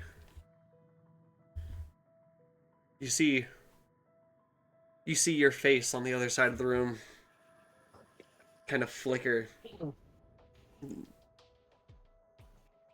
as Yura taunts.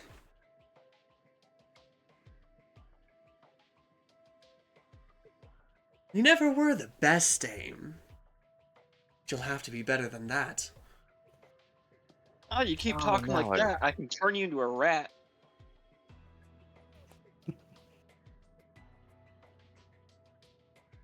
I remember Yura now.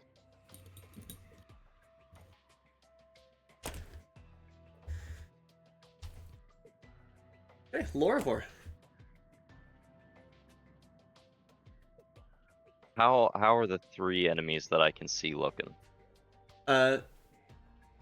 Well, Edward's looking pretty terrible. Tabs is looking pretty bad.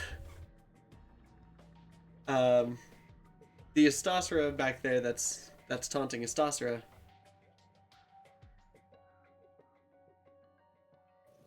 In Astasra's voice. And Astasra. Actually, this Astasra is looking a little injured. This one's looking not injured at all. There we go.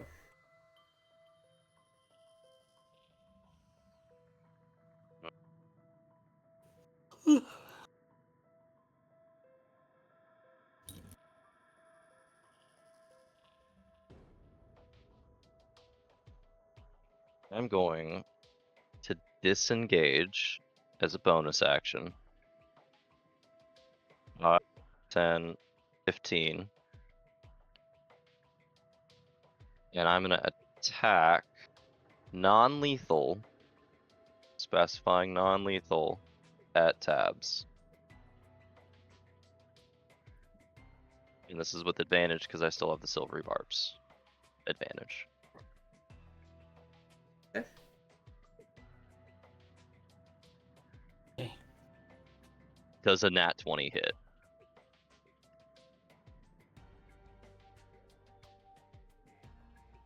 Yes. I know it does, but Well, I had to check to see if Tabs had access to, but no. No silvery barbs. So yes, and that Flat. 20 does hit. flat roll here.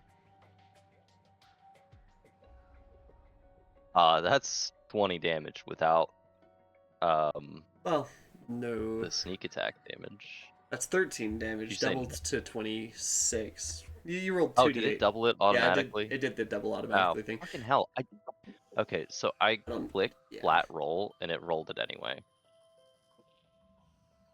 Oh well. Oh, Oh well. Should have only been the 1d. Either way, but that it was double 7. for sure knock Tabs to the ground. Okay, that knocks Tabs out.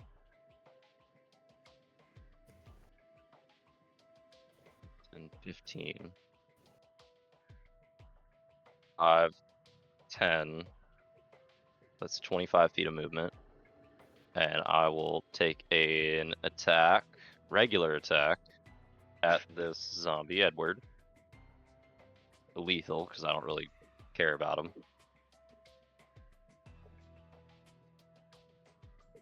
A 27 to hit. A hit. Okay. And here is damage on that, plus sneak attack, because he's within 5 feet, plus dreadful strikes. Modeled up, that is 23. 23. Hey. You strike him down. Hits the ground hard.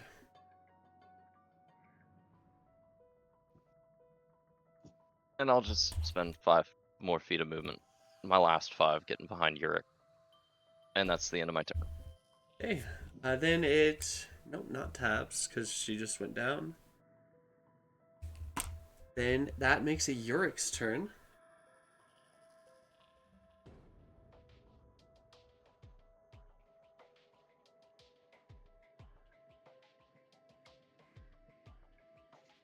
My revenge is close at hand. Let us remove the distractions swiftly. She'll run over here.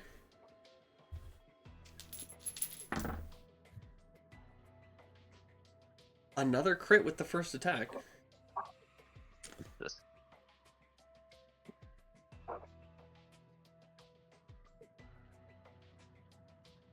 Plus 7. 10, 15, 30 damage from the first attack.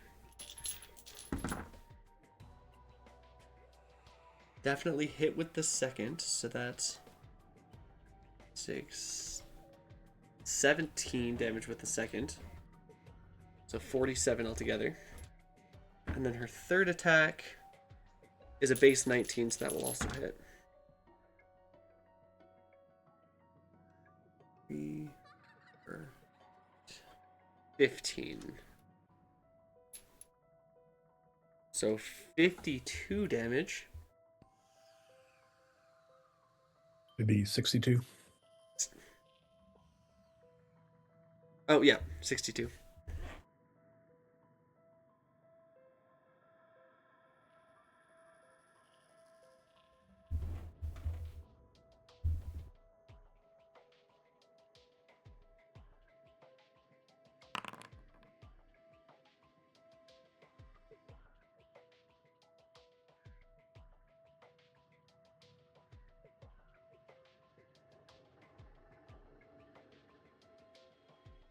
There we go. And they're looking fairly bloody. Oh, I guess... Oh, no. Sastra came into the room after she was already in here. Never mind. Oz!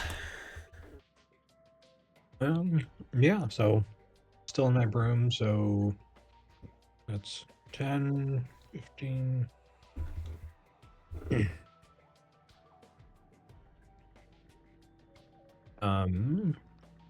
Targeting Yura. Not gonna waste anything important, so we will just do a Ray of Frost.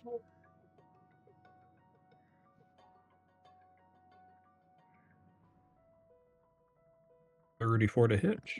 Yep, that'll... Oh, good damage. 21. Okay.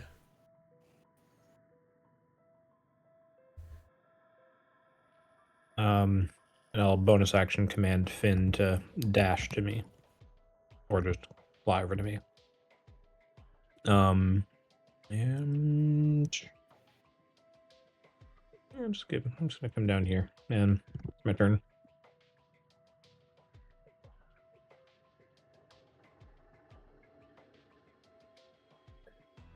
And it is Yura's turn. Yura, kind of backed into a corner by Yurik here, is going to disengage as a bonus action. What was that? Oh, I was about to say, she was moving through, and I was going to ask if that triggered the elemental's held action, but disengage. So. Oh, I forgot about the elemental's held action. Actually, it would, because the elemental's held action is for if they would get within 5 feet. It's not an opportunity attack. Okay, all right. So gotta look at its attack.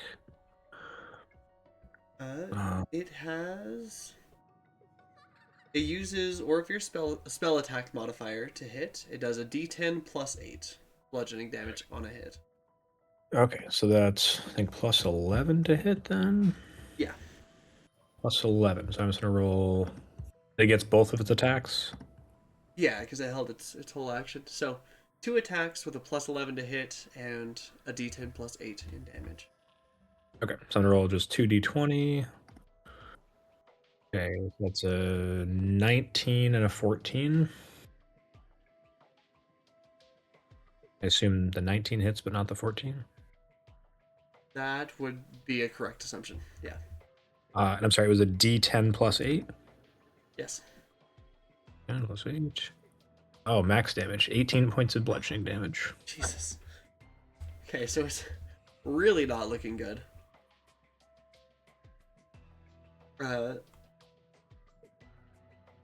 But they're gonna close the distance up to Astasra,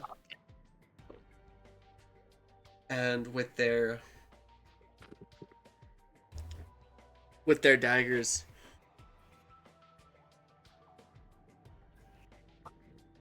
Yura is going to try to carve you up.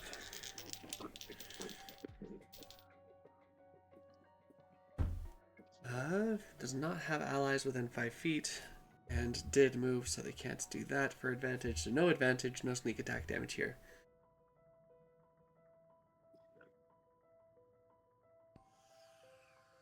Dirty 20. You know that hits.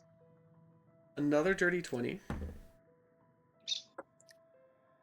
The bird disapproves. And another hit.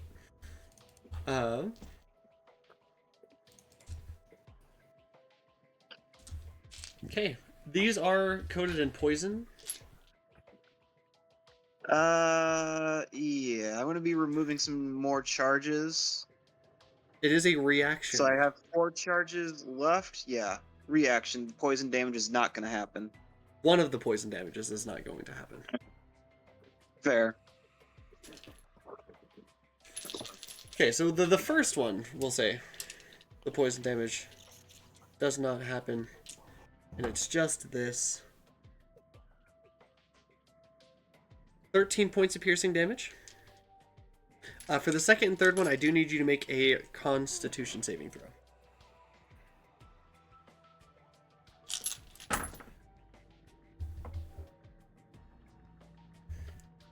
21. Okay, so you'll take half for the first one. They're not poisoned. And a 19. Okay, so you take half for both and are not poisoned. These con saves are coming in clutch for you. So that's 12 halved to 5 or halved to 6 for the poison damage for the first one. Sorry, quick question. How much movement speed does Yura have? Because I did hit her with a Ray of Frost, so it should have been 10 less. I don't know if that would have allowed to get to Astasra. Sorry to interrupt. There. You're right. Okay. Can still make it. You can still make it, but just barely.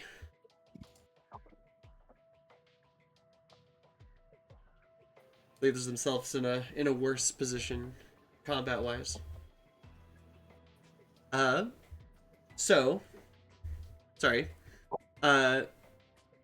The second attack is another 13 points of piercing damage and 6 points of poison after the half. And then the third attack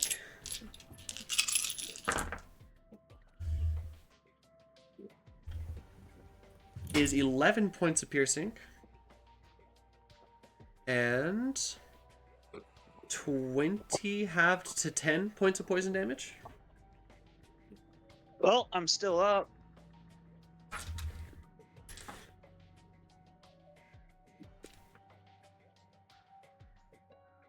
If just barely.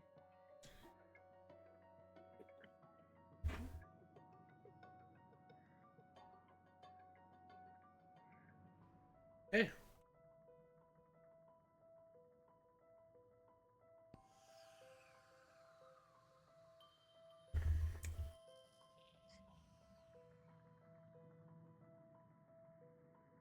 Oh.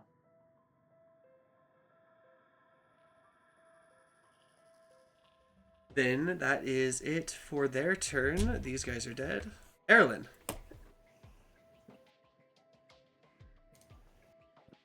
All right, it's time to jump into action. Oh shit. All right, I'm gonna take a running jump, try to get across this pile here. Okay. The grease on the ground. So are you? What's your strength modifier? My strength modifier Yeah. is +0. +0. Okay. I'll let you give me an athletics check if you would like. Okay. Yeah, athletics I say I or think acrobatics. you can clear Aura Fear, but yeah, I'll say athletics or acrobatics in this case. But Oh, you, well, so you I can. rolled for athletics, but I got 16. Yeah. So you manage to make it like you don't quite get far enough, but you slide and you slide off into that space from the grease. Yeah. So that is all your movement, but you are right there. Well, I'll attack the one that's right there then. There's two Zombie Asastras, they're era. both bloody. I mean, it says so, there's really no way to like tell between the two. Oz is going to point at the one next to Errol and be like, that one. Yeah, so you can probably, between their equipment, the fact that all your allies are targeting this one, all that other stuff. Yeah. Also, So I think you then just I'm briefly gonna- saw that one run across your line of vision went back when you were in As the I room. was- So, yeah.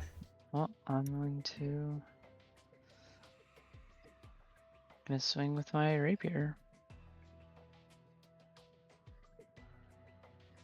Is a 24 hit. 24 does hit.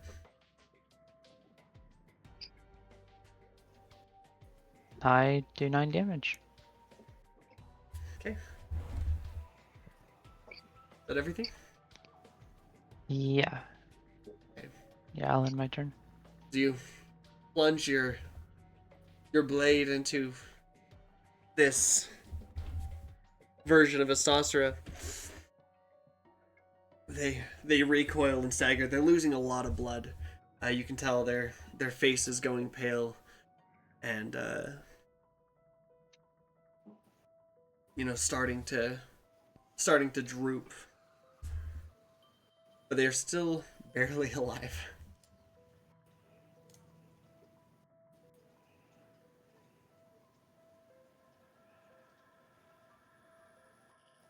And is that the end of your turn, Eberron? Yeah, that'll be the end of my turn. Yeah, that's good. Okay. Val. Okay, so Tabithy is unconscious. Correct? As you peek in, Tabithy is lying on the ground, not moving. Okay. So, yes.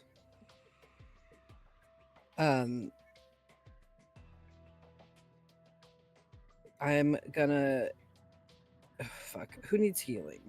Anybody want it? I am in very bad condition. Okay. Or- There's a couple of us in pretty bad condition. Yeah, I know you are, but I can't see anybody's health bars, so you're gonna have to be a little bit more specific about who's hurting the worst right now. I'm sitting at 4 HP. Oh shit, yeah, he's worse. All right. Testosterone is way worse. Did we get a short rest earlier? Like a A while while ago. ago. I was gonna ask if anyone wants You've to take a had short a rest few once we deal combat with the encounters since then, but actually, all of your combat encounters have been since then. No, I meant just he just got the hut. hut up, and then we just immediately got into the shit. Yeah. Okay. So then I probably still have not gotten that spell slot back. Then I'm gonna do a distant spell. I'm gonna come out here and I'll do a distant. So you still can't cast Cure- spells out of the room. Oh my god. Okay, give me a deck save as you step into the grease. Great. There you go. 12. Okay, so you do fall prone here. Fabulous. I'll stand up and move more. Standing up is an action or something, isn't it? Standing up is Okay, half your whatever. movement, so you can stand up, but you wouldn't be able to move more unless you dashed or use some kind of yeah.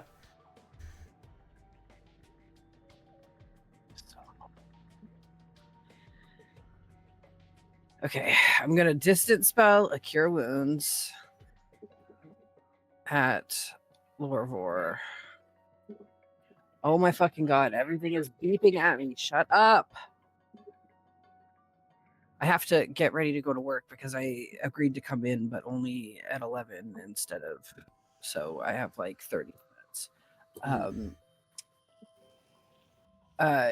Cure wounds, second level, Lorvor, distant spell, 14 points of. No, not Lorvor, Stasra. Okay, I was like, I wasn't gonna say anything. Whichever. Well, maybe you Testosterone's could. almost dead. Maybe you could be on our side for 5 seconds. And realize that I'm dealing with multiple things at once and I mixed my party members' names up. Okay, so with Stasra, you heal 14 points of health. Yay! Yippee! Bonus action, I'll healing light lore 18 hits. Fuck, I'll give it to Jesus. That's so cocked. That's not even a number. What are you talking about? Ugh, whatever. 14 16 more for Estasra. Okay. So Stasra, you heal 14 and then 16 for a total of 30 points of healing. Yay! All praise the unicorn. And then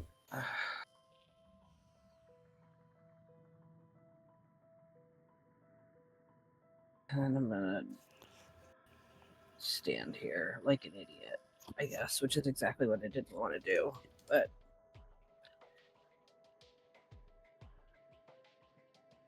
can I see Tabitha better from here at least? Can I see if she's breathing? She's just I mean, knocked she's out. she's 30 feet away, so, and there's 4 bodies in between you. You can see her a little bit better, but you can't see too close.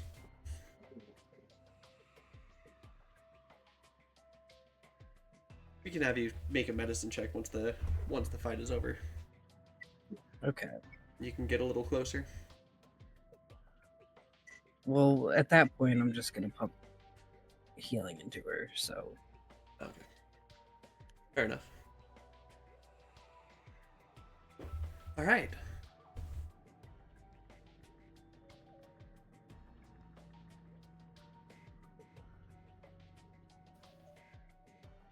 That's me.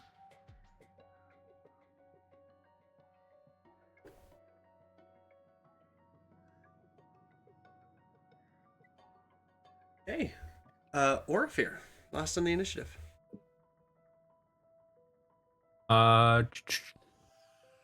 Yeah, so he's gonna conserve resources, but let's do, what does he have for cannons? We will do a firebolt at Yura. Plus 11 to hit. Here's the 2 hit roll. That's a 25 to hit. That will hit. 3d10. Let's roll Is 3d10. theoretically possible to not kill Yura. I'll still have you roll it. I think we did it. 26. That was not a 3, because Yura had 4 HP. Yeah, go ahead and describe that. Orifir gets up and like at the same, like just for flavor, at the same time, like kind of like wipes his hand on some grease, lights it on fire, and then just like lobs it at Yura. And well, no, Osmius is the one that cackles like a maniac. Orifir will just kind of, this'll teach you, and that's what he does. Okay.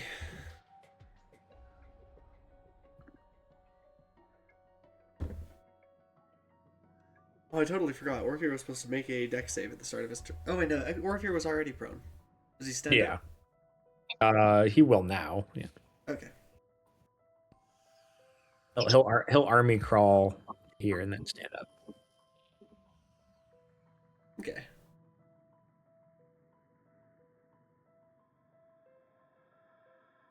So, you guys are out of combat. Eric will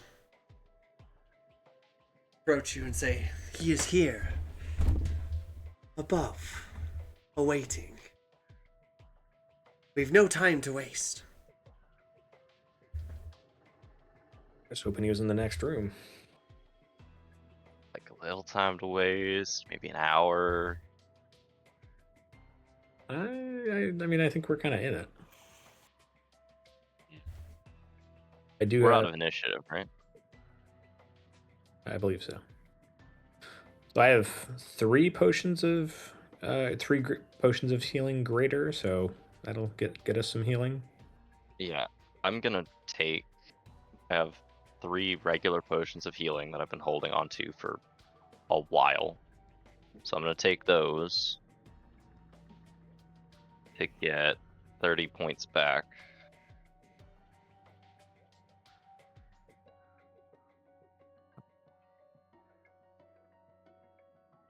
And then I will take one of my 2 potions of healing greater for 20. Istasra, do you need some potions?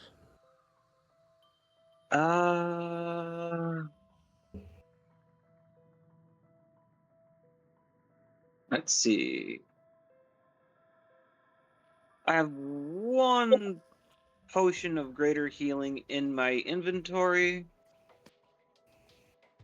I guess now would be the time to use it. Yep. I got 3, so if you want to just get up back to full health, let me know how many you need.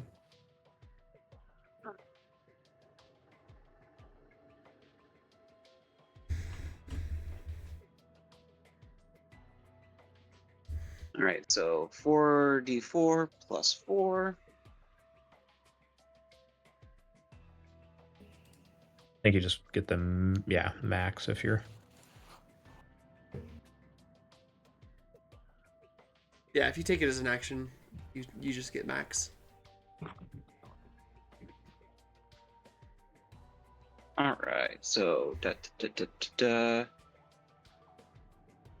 So 16, 17, 18, 19, 20. So that's 20 right there.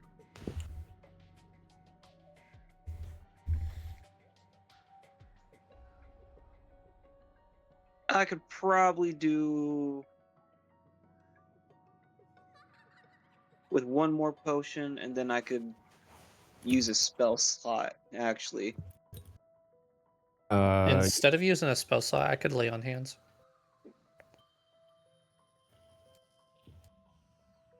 So I'm Istasra, I'm giving you another potion of healing, a greater potion of healing. So I'm going to get another 20.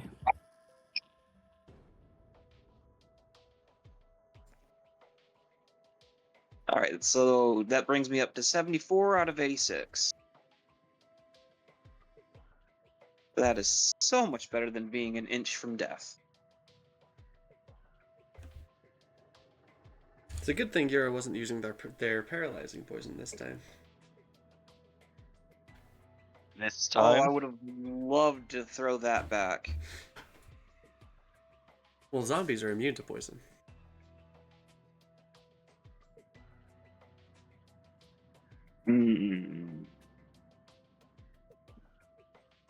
Fair.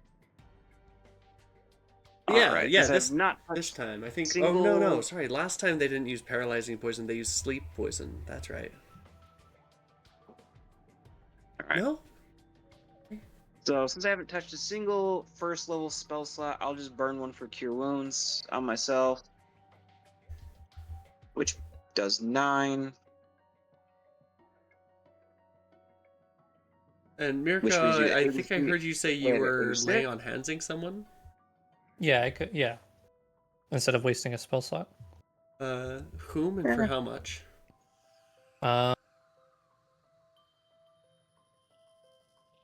We let a. I guess we can't metagame this.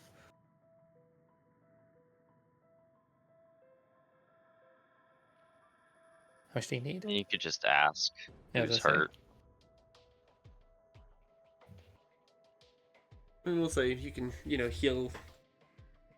If you like try to heal more than they're currently injured, then you won't expend the extra.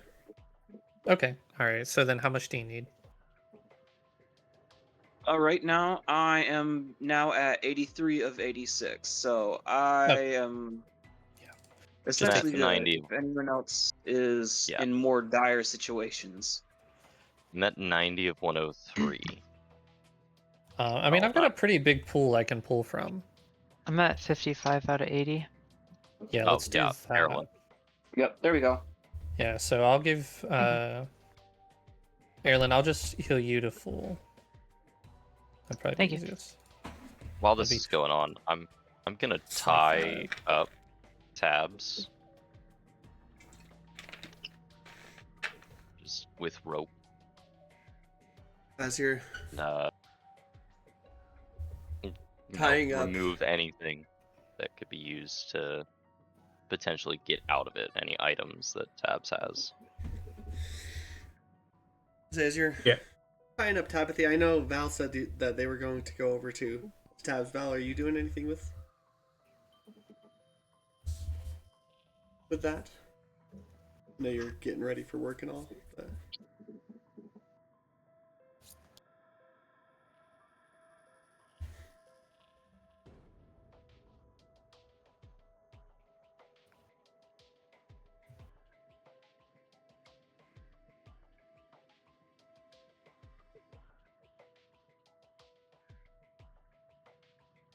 Well, while we're waiting on that, I will be. These guys, like, whoever we just fought, seem pretty strong. So I'm gonna be like, kind of checking them to see if they have anything useful. I'll use a charge of my detect magic from my wand, and looking for anything useful from them, and then also interested in whatever this. Yes. So,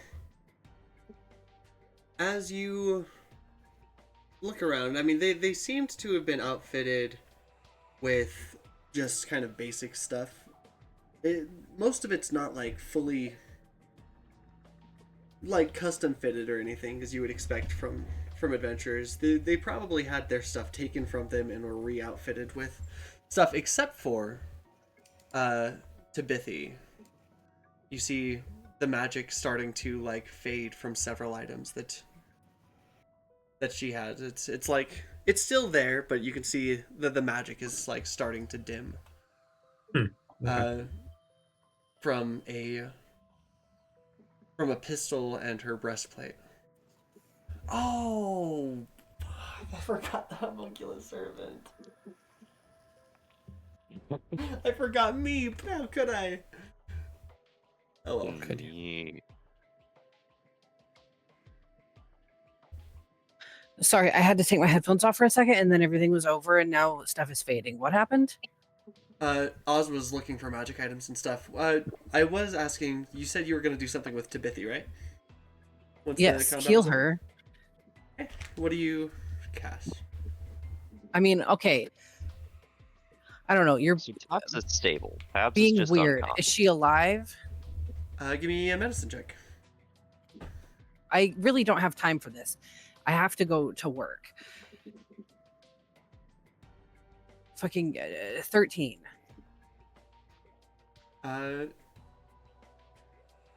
She doesn't seem to be. You don't see any vital signs from her. Her skin is cold. Okay. She's not breathing. I don't know. I can't deal with this right now. I literally have to go and leave and get my car and drive. So like put her on ice, put her in a bag of holding, tie her up, whatever the fuck we have to do. I don't know. Just put her somewhere. I have to go. We'll figure it out. Okay. Yes, thank you.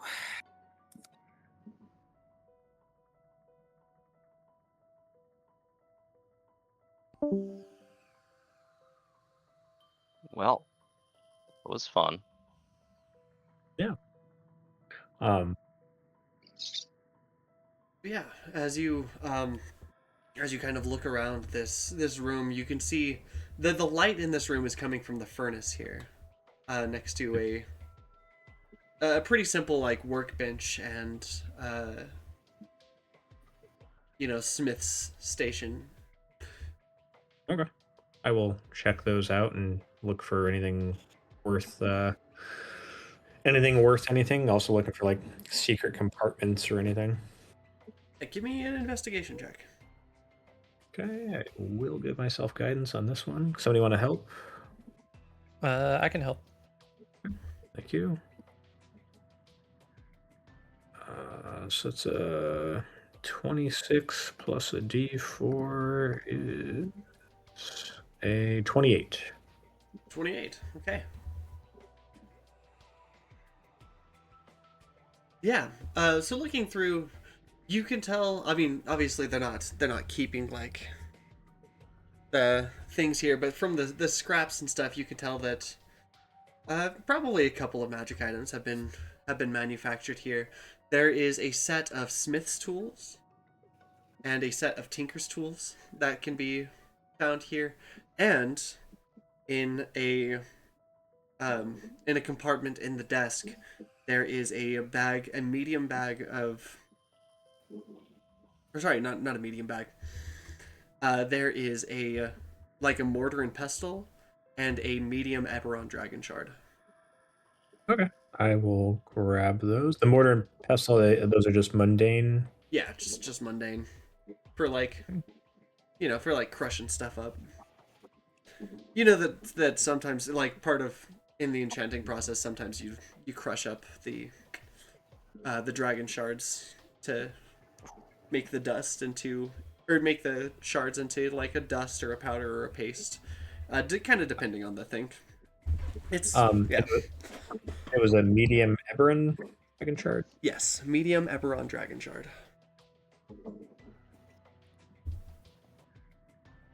Okay. Got it. Thank you.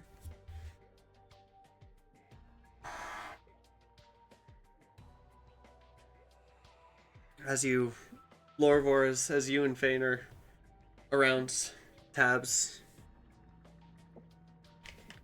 like tying her up and stuff, her eyes flicker just a little bit, and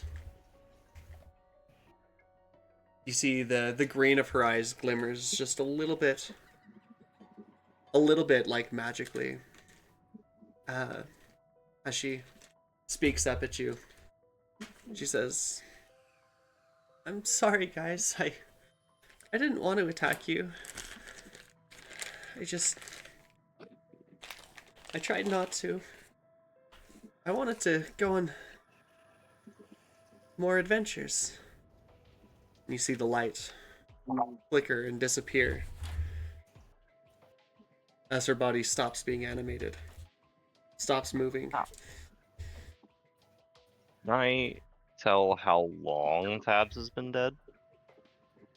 Yeah, give me a medicine check. I will help with that.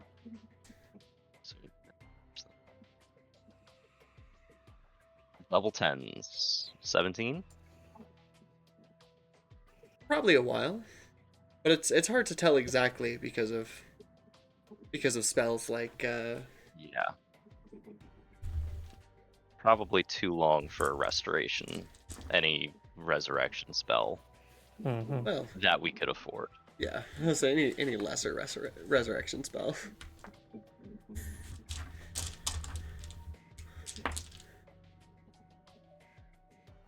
Well, Back I up. suppose. Yep. I'm just gonna.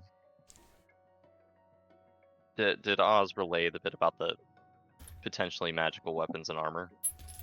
Yes. So we'll take the magical weapons and armor. Okay. So Untied Tabs. Tabs, And then. the magical stuff that she has. One of the things the magic is fading from, the other, it seems to have.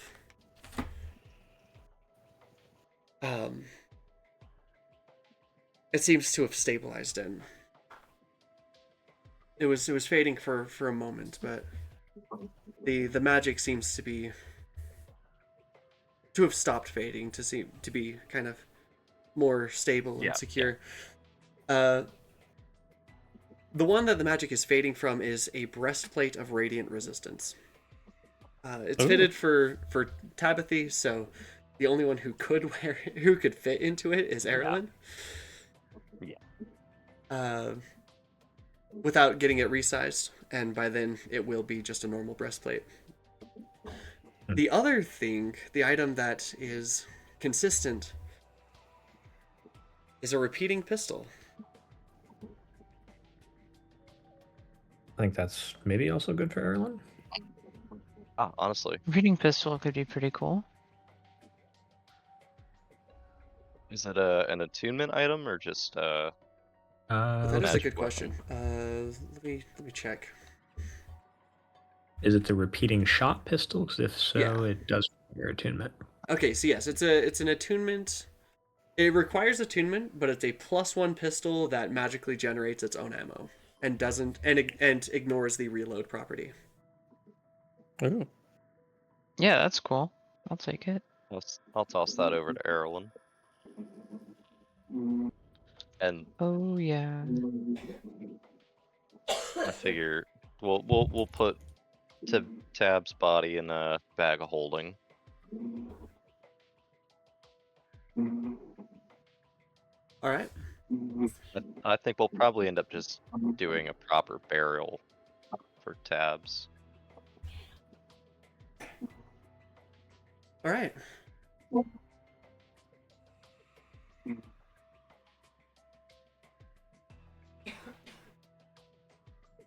Okay. Then, as you guys, yeah, you see, over in one corner there's like a record player, like microphone with like a microphone on it. It seems to be like some kind of like, it's like a record player, but it's karaoke machine. Ooh. Over here, and then Oh. there's the forge and Tinker's workshop there. Oh, So I what was did. the deal with Yure's crossbow? Yours just had sneak attack damage. That's why she did so much. I did grab the Smith's tools and the Tinker's tools. So Okay. And was she carrying vials of poison? She clearly She was. She was was using them carrying- on me. Yes. The question is, does she have any left? She had 2 vials of poison left. The poison is...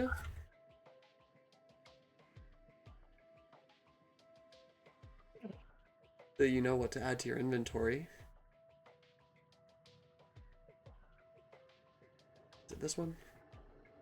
Purple worm poison. Yeah, there we go. Not that one. It's actually advanced purple worm poison. Okay, so it's not. That's too much. Yeah, it's actually just liquid power word kill. There we go. Oh, is it? No?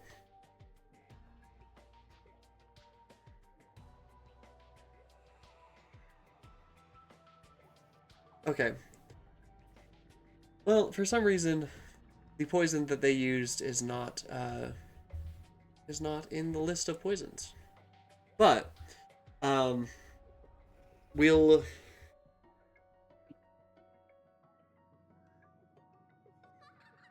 we'll just call it assassin's poison, and it's a DC 15 con save. Does 5d6 poison damage on a fail.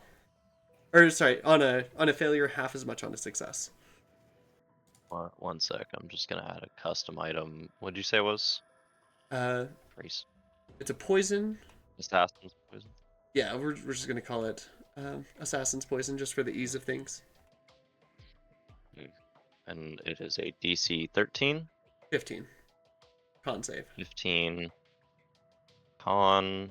And how many? 5d6. What was the damage on that? Half as much on a success.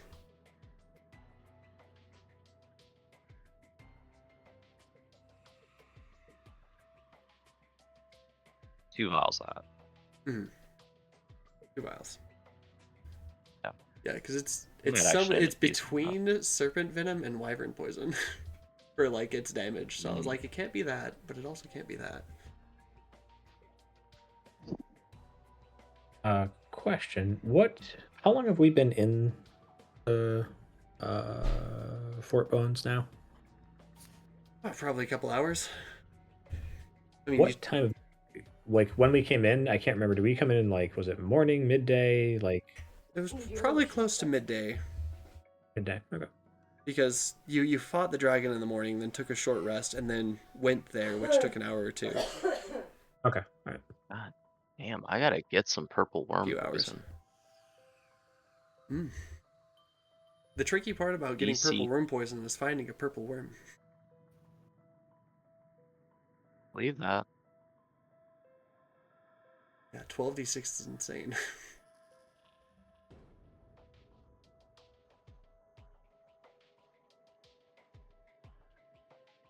Jesus. The DC 19. Mm-hmm. I'm personally a fan of Midnight Tears. Haven't used it for some reason. I don't think I've ever used it as a DM. An ingested poison. But it's the poison suffers no effect until the stroke of midnight, so it interrupts their long rest. Oh. Dealing a bunch of damage. That's pretty good. Mm-hmm. But I've never used it. I just like the idea of it. Anyways, yeah. So, I think as you guys are preparing to move on, the next door is right here. As you're preparing to move on further up with your exit, or not your exit, with the back end of your thing, your retreat secured. Yes. I was not that you'd be able to retreat through there because there are going to be zombies, waiting. But at least we're not getting chased by hordes of zombies from coming up from behind. yeah, that was going to add some stakes to this bit, where like from here on you'd have to kind of keep pushing or keep fighting to rest. But I guess not. Now we've got some breathing room. You've earned yourself some breathing room through some clever All it spell took stuff. was 2 spell slots. I think only one. Well, yeah. Only- I mean, that's the one force, but Yeah. Yeah. Because we had to buy time to cast the tiny hut. yeah. I'm wondering about if you kill the necromancer that did all the summoning, do their zombies go down too, or do they stick around after the necromancer's death? Typically they stick around. They just don't. They just aren't taking orders after that. That's where all the rogue zombie things happen. Yeah. But yeah, good job, guys. It was really hard for me to figure out who to put in this room because this room is called the Hall of Dead Friends, and you don't have a lot of dead friends. You've done a really good job at making sure that the ones who die get brought back. My Friday group not so good at doing that, so they had a lot of high, they had some difficulty in this room. I feel so bad for Gara though, because Gara just every time Gara shows up since that first encounter, just keeps getting slapped down. I'm glad at least that I was able to get one hit in with her this time. It did less damage to me than the fireball did. She did 30 damage. The fireball did 31. Yeah, the fireball did 32. I thought it was 32. No, it was 31. Oh, it was 31? Okay. Still, she did less damage than a fireball. That was a Maybe 5th not level by fireball. much. Listen, Yeah, I know. listen. Show me a caster. Show me a marshal that's not a rogue. Who can damage match a 5th level fireball with a single attack. I mean, I did on tabs I said not without a rogue. using sneak attack. But I didn't use sneak attack. But that was a crit. It was a crit. I mean, her attack was almost max damage on 2d12, but still, same thing. I don't know. I was glad. I was glad that she at least got like one hit in before she went down. I don't know. I had fun with that encounter. I hope you guys had fun with that encounter. I was really scratching my head. I was like, who can I put in this room? Because you guys, we only had one friend. you only had one friend, and you only... hadn't gotten to the. Part of the hook was gonna be like, like some foreshadowing about there being like a prison break in that prison, a little while ago. Like there was NPCs that were supposed to talk to you about that, and like mention it offhand, so there would have been foreshadowing, but you guys changed course and went straight to here, so I wasn't able to do it. But it's all right. Fucking Val is gonna want to try to bring tabs back. Yeah, I mean, it's gonna. I mean, it's pretty advanced magic. Oh yeah.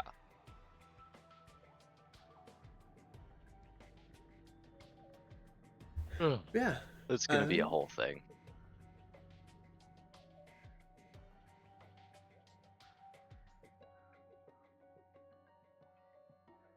Yeah, not that I don't really care.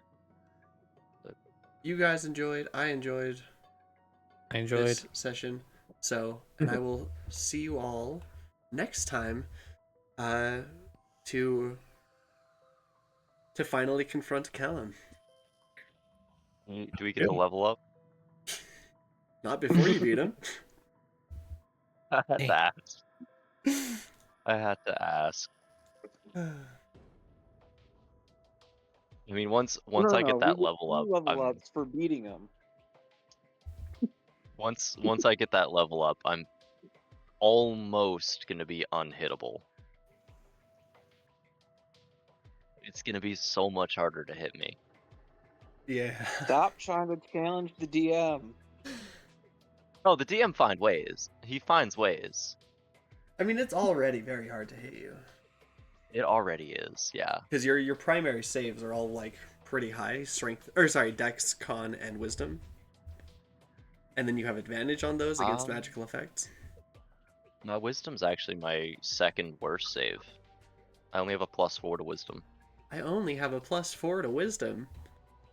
Well, compared to my strength, I only have a +2 in strength.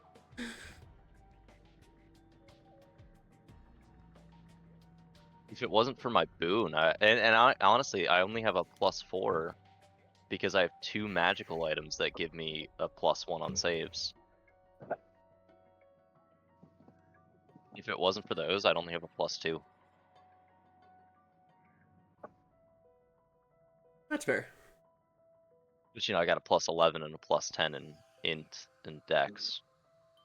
Yeah.